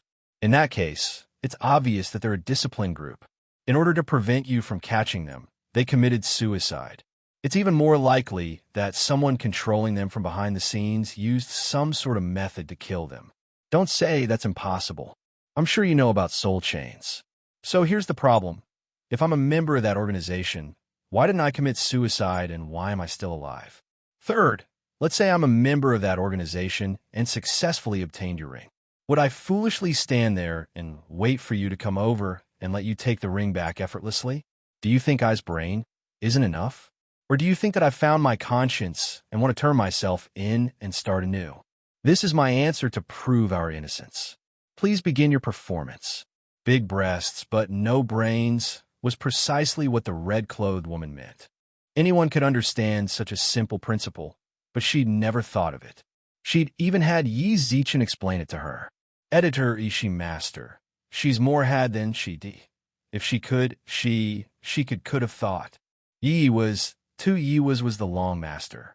She T-sect heart, 2 centers, Yi the she the although she didn't want to admit it, she had to admit that Yi Zichen's words made sense. As for what happened in Black Ox Town, she'd naturally send people to investigate. However, after hearing Yi Zichen's explanation, she was somewhat certain he wasn't working with the black-clothed men. It hadn't been easy for her to make a breakthrough, but this was the result. It was a bit of a pity, wasn't it? Wu Di and Shue Bei looked at Yi Zichen strangely. Their master really was brilliant. With just a few words, he'd cleared up all their doubts. As for Shue Bei, she felt like this lecher was a completely different person. Then can you explain? You said you picked up the ring, but I still find it hard to believe. It was clear that Yi Zichen's words had already taken effect. The woman's tone was no longer as sharp as before. Yi Zichen pressed his lips into a smile, then reverted to his former lecherous self. That's why I said I'm your benefactor. Before the woman in red could say anything, Yi Zichen crossed his legs and leaned back against the carriage in satisfaction. In truth, there are some things I didn't want to say. I was just worried you'd fall in love with me. But since you kept pressing me for answers, I had no choice but to tell you. In truth, my apprentice and I were resting when we happened to see a few strange-looking black-clothed men appear. My sharp intuition told me that they were definitely up to no good. Seeing that they were about to pass by us in the blink of an eye, I swept my leg and knocked one of the men in black to the ground. Then I used Dragon's Bind Hand. Perhaps he really had gone overboard with his acting. In order to make his words even more vivid, Yi Zichen even added some action. Especially when he said his last move, his hand broke free of the immortal binding chains and directly clasped onto the woman in red's. Most important part, instantly, the entire world seemed to come to a standstill. Wu Di gaped at him in astonishment. Shue Bei covered her mouth and stared wide-eyed at him. As for the woman in red, it was as if someone had cast a body-freezing spell on her. She froze in place. Cough, cough. Yi Zichen realized that he'd gone a bit overboard. He hurriedly retracted his hands, then scratched his head and coughed dryly. In short, I subdued that person and snatched the ring from him. Then I ran into you, and then I took the ring. The more Yi Zichen went on, the less confident he became. He could already sense the woman's gaze, ready to tear him to shreds. Yi Zichen gulped, then waved his hands in front of him and smiled bitterly. Hey, don't get so worked up, girl. I can swear on my honor that I really didn't do it on purpose. Let's just pretend it never happened. Hey, don't move. Girl, Why are you grabbing a knife? I'm your benefactor. Hey, why did you pull out an axe? Girl, we're living in a harmonious society. We can't do this. Killing people is against the law. You're still young, so you absolutely can't do anything stupid. Hey, what are you doing? I'm your benefactor. Why are you walking over to me with a knife and axe? I'm your benefactor, girl. Don't get so worked up. I'm your benefactor. Chapter 1051. This was the union of love-raging Flame City. The mortal Great District's 13 main districts were as large as 10 Black Ox towns, with more than enough space to spare. Practically all of the mortal Great District's high officials, dignitaries, and people of high status lived here. Rumor had it that after the Great War of Gods and Demons, the god race had redrawn their territory. At that time, Raging Flame City was ablaze with raging flames. Even supreme experts found it difficult to approach. The far north divine region's divine mountain poured unruly seawater down to extinguish the flames. In order to commemorate the Great War of Gods and Demons, as well as to ensure that the people of the god realm wouldn't easily forget the terrible losses of the past, the divine mountain bestowed the city with the name Raging Flame. Moreover, the city was heavily nurtured by the divine mountain. As a result, it became one of the most iconic cities in the mortal Great District. The city's long history allowed countless clans to use it as their foundation and flourish to this day. As a result, the city's prosperity rivaled that of the profound Great District's main city. However, due to the district's rank, it was still a mortal city. It was worth mentioning the city's 3 great clans and a few other factions. The Liu family in the south had existed since the city's birth. They were one of the oldest clans in Raging Flame City. Outsiders had no way of knowing whether or not the Liu family had any sky immortal experts, but no one dared to say that such an ancient family didn't have any. As a result, very few people in the mortal and profound Great Districts dared to provoke the Liu family's dignity. The head of the Wang family in the east was the current city lord of Raging Flame City. He was a sky immortal expert and controlled a considerable amount of the city's resources. The last family was the Wu family in the north, which was also Wu Di's family. It wouldn't be an exaggeration to say that they'd been the top aristocratic family 100 years ago, but a dozen or so years ago, their ancestor had passed away. The clan hadn't produced a single sky immortal in the past decade. The strongest members were the clan's elders, who were peak human immortals. That kind of power was a great deterrent to outsiders, but it wasn't enough to be one of the 3 great clans. The Axe Gang in the west was also eyeing them like a tiger watching its prey. The Wu family was in an awkward situation. If they didn't produce any more sky immortals, they would probably be removed from the 3 great clans. However, in reality, none of these clans were the true hegemons of Raging Flame City. The few clans that truly transcended the other clans of Raging Flame City were the Skyspan Trading Company, located in the center of the city. Outside a manor belonging to the Skyspan Trading Company, the red-clothed woman's caravan had already reached the interior of the manor. The people in the caravan also went to do what they needed to do. A middle-aged man of average height approached Shue Beibei's carriage. Although he looked ordinary, he was the only expert in the full-circle heavenly immortal stage in the team. His mission this time was not to escort the auction items, but to ensure the safety of these 2 young ladies. First miss, third miss, we've arrived at Raging Flame City. The middle-aged man stood outside the car door and called out softly, but no one came out of the car for a long time. Suddenly, he remembered that there were 2 people in the carriage that he suspected to be the black-clothed man's accomplices. He did not care about the complicated etiquette and abruptly lifted the curtain of the carriage. In that instant, he was stunned. Inside the carriage, the red-clothed woman sat on Yi Zichen's back. From behind, he couldn't see what they were doing. All he could see was that their postures were intimate. Shue Beibei was clearly frightened. She shivered in a corner of the carriage, holding onto Wu Di, who'd been bound by the immortal binding shackles. It was as if the scene in front of her was unbearable. However, she peeked her head out through a crack in the window to see what was going on. Hey, stop. Yi Zichen let out a series of strange cries. The elder's face instantly turned ashen. First miss, The dignified roar was like a clap of thunder. Shuebei pushed Wu Di to the side and ran to the elder's side. The elder's thunderous roar startled the red-clothed woman on Yi Zichen's back. When she turned around, she saw the peak sky immortal expert's face ashen. She could vaguely make out the veins on his neck, and his hand was pressed against Shuebei's eyes. "Elder Che, what's going on?" The red-clothed woman clearly hadn't thought too much about it.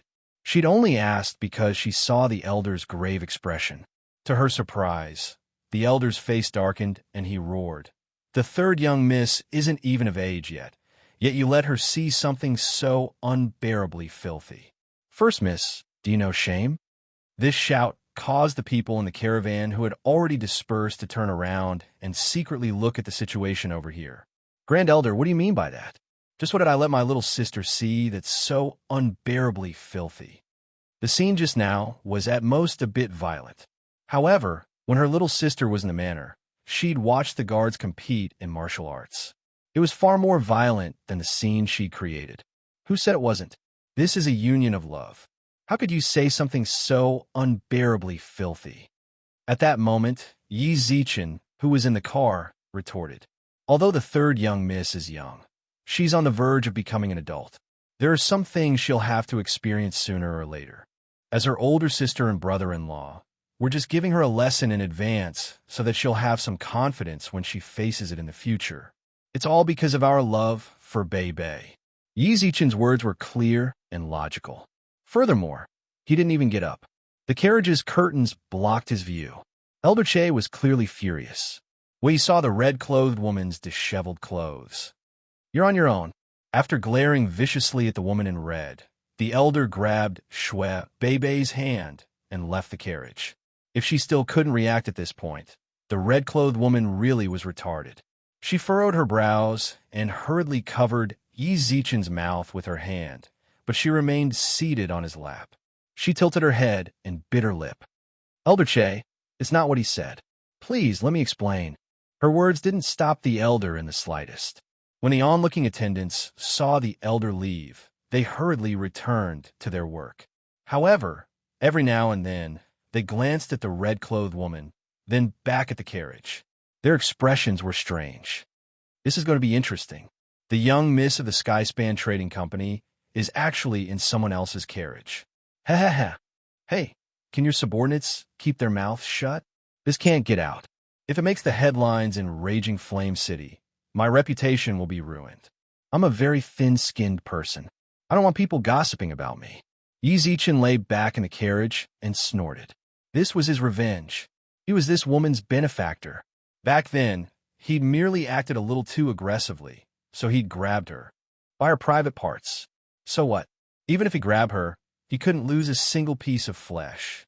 If she really felt like she'd suffered a loss, Yi Zichen felt like he could have just let her grab him.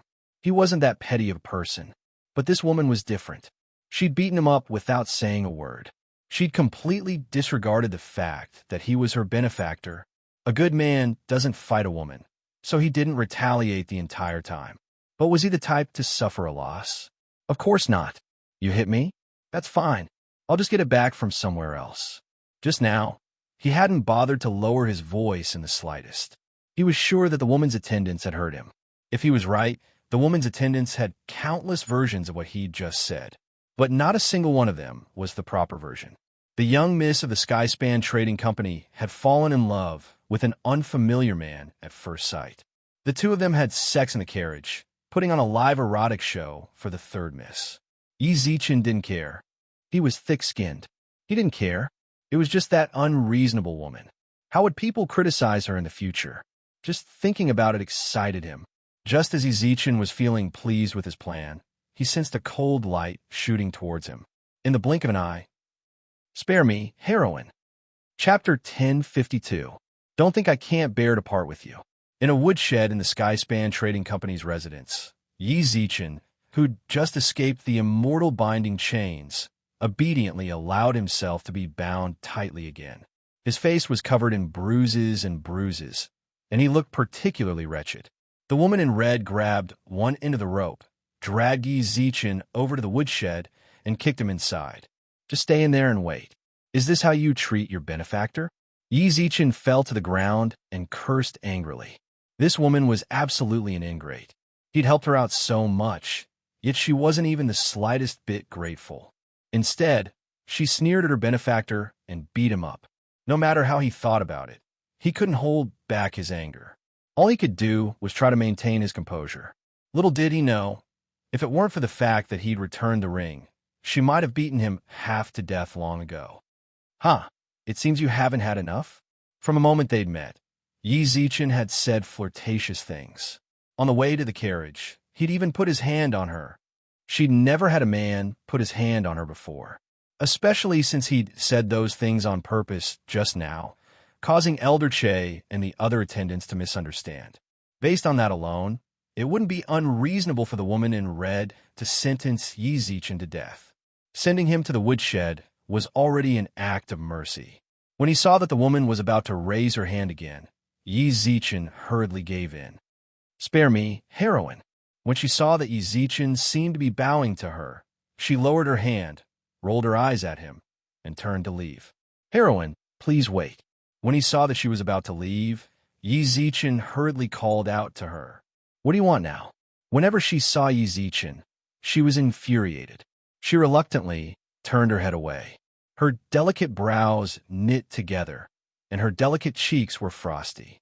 From the look of things, it seemed she'd attack him at the slightest provocation. When he sensed her gaze, Yi Zichen shrunk back and laughed dryly, then pointed at his apprentice with his chin. "My disciple is a member of Raging Flame City's Wu family. The clan competition is in a few days, so it's pretty important to him. Heroine, please understand that the two of us are not comrades of that group of black-clothed men. I know that I have made things difficult for Heroine along the way, but my disciple has always been quite well-behaved. How about this? Let my disciple return to the clan, and I'll stay here.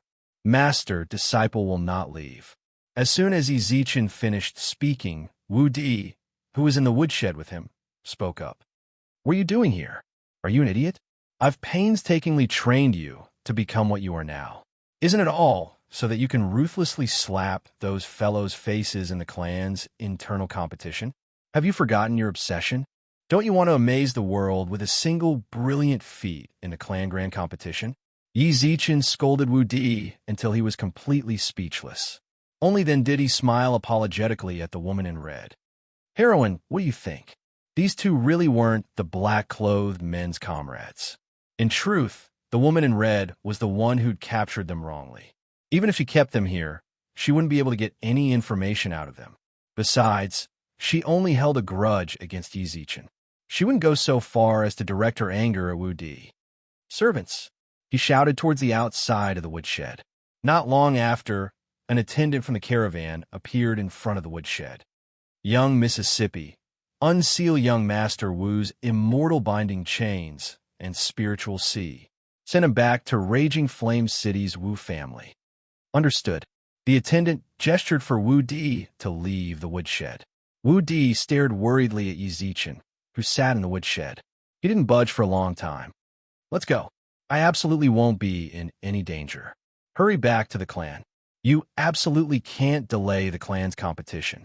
When he saw Yi Zichen's warm smile, Wu Di gnashed his teeth, bowed deeply, and left the woodshed.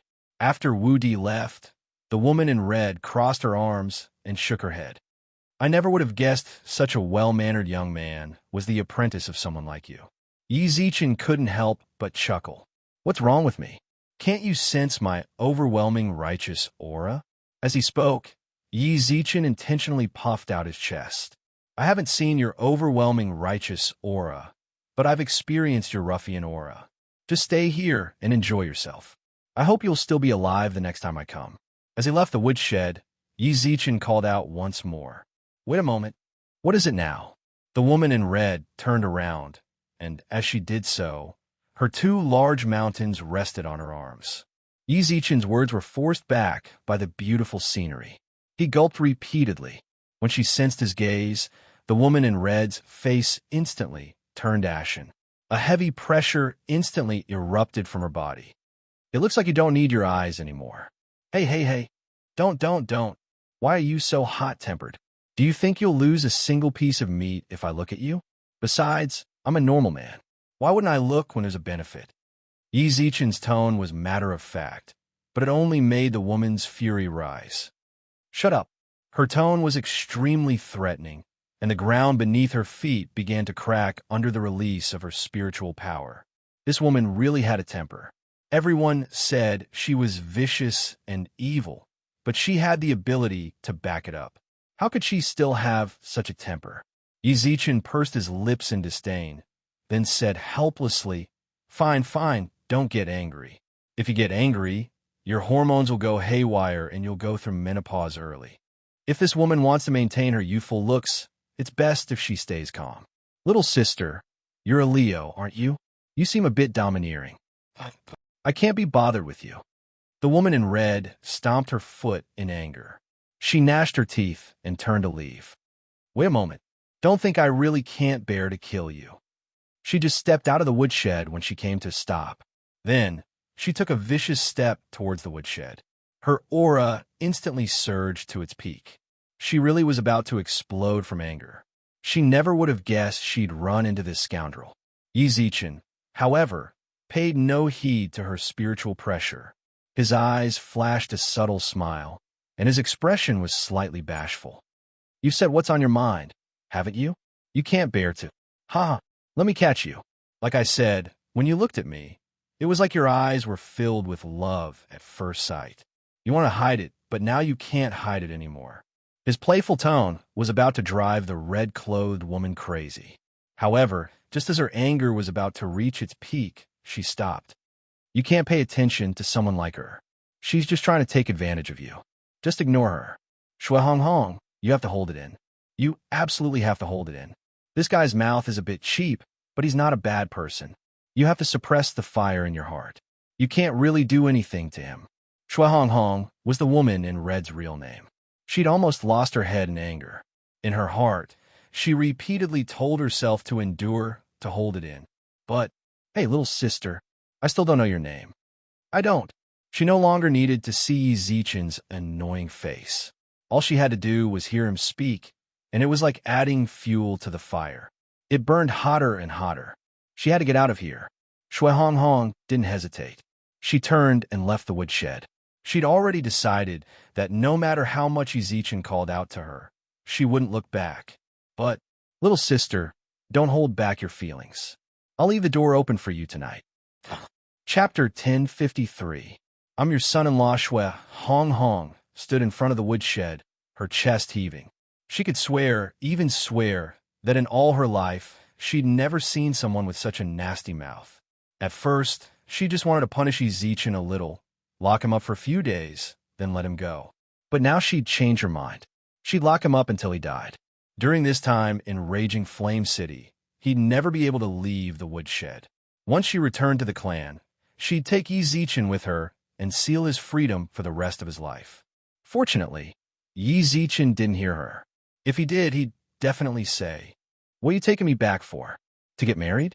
Do you want to use your fiery passion to bind me for the rest of my life? Sorry, I'm a wanton person who loves freedom. You'll love. I refuse. From now on, no one is allowed to pay any attention to the people in the woodshed. No matter what they say inside, you're not allowed to interfere. Do you all hear me? There were quite a few servants standing in front of the woodshed. Shui Hong Hong glowered at them and gnashed her teeth as she cursed. Yes, sir. The servants couldn't help but nod. However, when they saw the young lady's disheveled clothes and the rumors circulating in the deck court, could it be that the young master inside refused to obey, so the young lady wanted to turn him into her exclusive property? She usually seemed quite nice, but they'd never guessed she was this sort of person. Shui Hong Hong no longer cared about what others thought. All she wanted to do was lock him up. Just stay in there. Don't even think about coming out for the rest of your life. In truth, Shui Hong Hong's original intention was to vent her anger, but to outsiders, it seemed more like a couple throwing a tantrum. She flung her arms and left the woodshed. By now, the bruises on his face had long since disappeared, and he'd broken free of the ropes binding him. Yi Zichen scanned the area with his immortal awareness, but the woman in red had already disappeared. He smirked, then poked his head out of the woodshed. "Hey, you guys." When the servants saw Yi Zichen open the door, they were astonished. Then they heard Yi Zichen say, "Hey, hurry up and bring me some meat. Hurry up and give me some meat. I'm starving to death." Actually, one could abstain from eating after becoming an immortal, but Yi Zichen was someone from the modern realm. Even though he was incredibly strong, he still craved those few bites of meat. The servants outside the door were very hesitant. Eldest Miss had already explicitly forbidden them from interfering with the people inside. "What are you standing there for? Don't you dare to go find meat for me. I am your family's future son-in-law." That bitch said that she was going to lock me up. Can't you tell that she was just saying it out of anger? "If you really starve me, I'm sure that you won't have a good time." As soon as these words came out, the expressions of the servants outside the door loosened a little. When they thought about what the eldest miss had said just now, it did seem a little like she was flirting. Please wait a moment. Regardless of whether the truth was what they thought, they were just servants. They really didn't dare to take this risk. That's more like it. Hurry up. After about 7 or 8 minutes, the servants delivered several dishes of meat to Yi Zichen. Yi Zichen closed the door to the woodshed, then laid back down with a look of satisfaction. In truth, this woodshed was pretty good. With the licorice here, he felt particularly uncomfortable lying down. Although the environment wasn't all that great, it was secluded and quiet. I wonder how my dear disciple is doing, but with people from the Skyspan Trading Company escorting him, I don't think he'll run into any danger. Furthermore, that bitch called him Young Master Wu, so when they get to the Wu family, they'll definitely call him Young Master Wu as well. That way, even if the Wu family has designs on my disciple, they'll definitely be wary of him and won't dare do anything to him. Everything was just as Yi Zichen thought. When the Wu family saw Wu Di and the people from the Skyspan Trading Company, they were terrified, but their attitude towards Wu Di also improved considerably.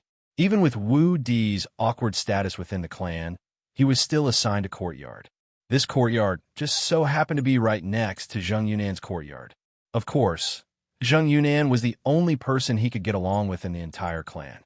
Within a luxurious room stood a dozen or so black-robed men. In front of them sat a particularly acerbic and unkind woman, as well as a burly man with a buzz cut and sunken eyes. "Gang leader Huang, this is your promise to me." "Madam, please calm down." The man on the sofa tried to comfort her, but the acerbic woman's eyes widened so much they looked like they were about to pop out of their sockets. Who was it that patted their chest and said there was no way Wu Di would make it into the city alive? Who was that just now? Was it Ghost? "Madam, if what Deaconly said was true and they walked on the ancient path, then he definitely wouldn't be able to escape from our trap. But these past few days, aside from the Skyspan Trading Company's caravan, there's no one else. Also, as you can see, he was sent here by the Heavenspan Upper Association. Do you want us to attack the Heavenspan Upper Association?" "Humph." The acerbic woman snorted coldly. This woman was none other than the wife of the Wu family's patriarch, the second miss of the Li family, Li Na. A few days ago, she'd learned from Li Wanlong that Wu Di's master was an expert. She'd already been furious. Coincidentally, Li Wanlong had sent her a message saying that they'd taken the ancient path to Raging Flame City. In order to avoid any more trouble, Li Na had hardened her heart and recruited the Axe Gang to kill Wu Di and his master. She never would have guessed that the little bastard had connections with the Skyspan Trading Company. "Madam, don't worry. Our Axe Gang has a deep-seated grudge with Wu Di and his master. Just because we failed this time doesn't mean that we will give up. Skysplit Tower is indeed powerful, but a strong dragon cannot suppress a snake in its own territory. Even if they have the support of Skysplit Tower, our Axe Gang will still exterminate that master and disciple." The person who spoke was none other than the leader of the Axe Gang, Huang Aogu. His tone was extremely sinister. Not long ago, he had received a report from his most beloved subordinate, Zhao Yi. Coincidentally, Li Na had come looking for him for this mission, so he had accepted it. In order to ambush and kill Wu Di and his master, he'd set up an inescapable net, but the Skyspan Trading Company had foiled his plans. "Madam, please give us a little more time. We'll definitely make Wu Di and his master disappear from this world." "I hope so." With a sinister snort, Li Na rose from the sofa. Huang Aogu wanted to see her off, but she refused. Gang leader Huang, please wait a moment. She'd come looking for the Axe Gang on a mission of her own volition. Besides, the Wu family's relationship with the Axe Gang was rather tense. If others saw this, it wouldn't be good for her. Li Na walked indifferently out of the room, her eyes flashing with a sinister, chilling light. Chapter 1054. A fire in the backyard. When Zheng Yunan learned that Wu Di had returned to the clan, she'd been preparing to enter seclusion and consolidate her cultivation before the clan's grand competition. However, she gave up on that thought and ran to Wu Di's residence. With the Skyspan Trading Company present, the Wu family didn't dare slight Wu Di in the slightest. Whether in terms of feng shui or decorations, the residence they'd assigned him was exquisite. How come I don't see that senior with you? Zheng Yunan asked from her seat in front of a lotus pond. That senior had left a deep impression on her. Master, he's busy with other matters. Wu Di naturally couldn't tell her that his master was currently being held captive by the Skyspan Trading Company. All he could do was make up an excuse and brush the topic aside. See, you're already calling that senior master. I told you he wanted to take you as his disciple. Zheng Yunan smiled sweetly. When she saw that Wu Di had found a good teacher, she was genuinely happy for him. Let me tell you a secret you don't know about. I heard it from my grandfather. Raging Flame City changes city lords every 100 years, right? The Wang family's current city lord has been in office for almost 100 years. In a few days, I heard that the other two clans will be sending people over to exchange pointers during the clan's grand competition. In truth, it's all for the sake of seeing the younger generation's abilities. That way, they'll decide which clan will be the next city lord. Really? There is a lot of information in this piece of information. The decision to choose the next city lord had been made by the younger generation. This overturned thousands of years of tradition. Wu Di's eyes were filled with shock. Zheng Yunan nodded confidently. My grandfather probably wouldn't lie to me. When the time comes, the other two clans will send their elites. If you can make a name for yourself in the competition, our clan's opinion of you will definitely change. Wu Di, don't overthink things. I'm not. In truth, Zheng Yunan just wanted to encourage Wu Di to do his best during the competition. However, when she saw the change in his expression, she tried to explain, only to discover that she didn't quite understand. It's fine. I don't mind. When he saw her flustered expression, Wu Di smiled and waved his hand. In the entire clan, only she and her grandfather were kindred to him. He knew Zheng Yunan meant well. How could he possibly resent her? If it was a few days ago, I might have cared about the opinions of my family members. But now, they can look at me however they want. As long as Master doesn't despise me, that's enough. As for this clan, is it still considered a home to me? For example, if the Skyspan Trading Company hadn't escorted him back to his clan, he was certain that he wouldn't have been able to survive. If that attendant hadn't called him young Master Wu, the clan definitely wouldn't have assigned him this residence, even if he was the son of the clan leader. The strong were respected, and if he wanted to gain enough respect, he had to make himself strong enough. Right now, all he cared about was his own strength. As for what others thought of him, aside from his master, Yi Zichen, he didn't care. Actually, Zheng Yunan looked as if she wanted to console him, but Wu Di cut her off. That's enough. Can you sit here with me for a while? With that, Wu Di lay down stiffly. He gazed up at the fiery clouds in the sky, illuminated by the setting sun. He couldn't help but mutter to himself. I wonder how Master is doing. There was no need to worry about Yi Zichen at all. His master was probably living a better life than anyone else. He'd finished all the plates of beef the servants had brought him, and there were many jugs of immortal brew scattered around him. Some were still dripping wine. After eating and drinking to his heart's content, Yi Zichen lay down on his straw mat and fell into a deep sleep. I said, let's have fire. Yi Zichen muttered to himself in his sleep. His hands subconsciously rose, and he crossed them in a series of hand seals. Whoosh! A flame suddenly appeared in his palms. It was completely white, and it flickered in the wind like will-o'-the-wisps. Blaze of fire. Yi Zichen muttered the same words he'd heard in his sleep. Then, as if he'd just added some incredible fuel to the flames, they rose half a meter into the air. The light of the flames penetrated his eyelids and shone into his eyes, making him see a ball of fire in his sleep. However, he was in no mood to pay attention to it. In his dream, in his sea of consciousness, he waved his right hand and pushed the flames away. At the same time, he threw the flame in his right hand toward the pile of firewood in the firewood room. Whoosh! The flames raged. Night had fallen.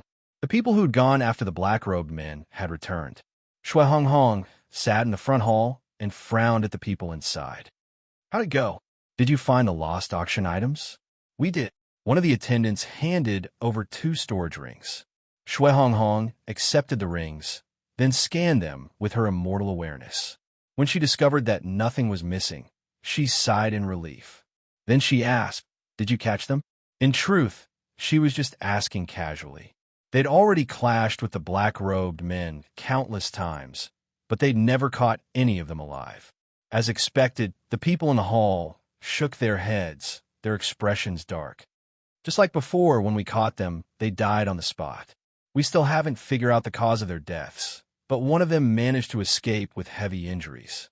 A few of our brothers are still out there covering for him." "Damn it!" Shui Hong Hong slammed the armrest of her chair. The black-robed men had suddenly appeared 5 years ago. During that time, they'd robbed the Skyspan merchant convoys at least 10 times. She'd mobilized all the resources at her disposal to investigate their existence, but hadn't found a single clue. This time, she'd personally led the black-robed men to steal the auction items without anyone noticing. Fortunately, they'd recovered all the items, but she still didn't know which faction they belonged to. These black-robed men. "There's a fire? Put out." At that moment, the servants' anxious, angry shouts rang out from the courtyard. Practically every single servant in the residence carried buckets of water as they scurried back and forth between the front hall and the rear courtyard. Quite a few of the merchant convoy's attendants were among them. Shui Hong Hong pushed aside her questions about the black-robed men, rose to her feet, and walked out the door. The instant she stepped out, she saw the rear courtyard blaze high into the sky. The flames spread ferociously, threatening to engulf all the guest rooms in the rear courtyard. How could there be a fire? Unbeknownst to her, just as everyone else was wondering why there was a fire or were trying to help put it out, Shui Hong Hong gnashed her teeth so hard that they creaked. Her slender frame trembled with rage. Others might not know, but she did.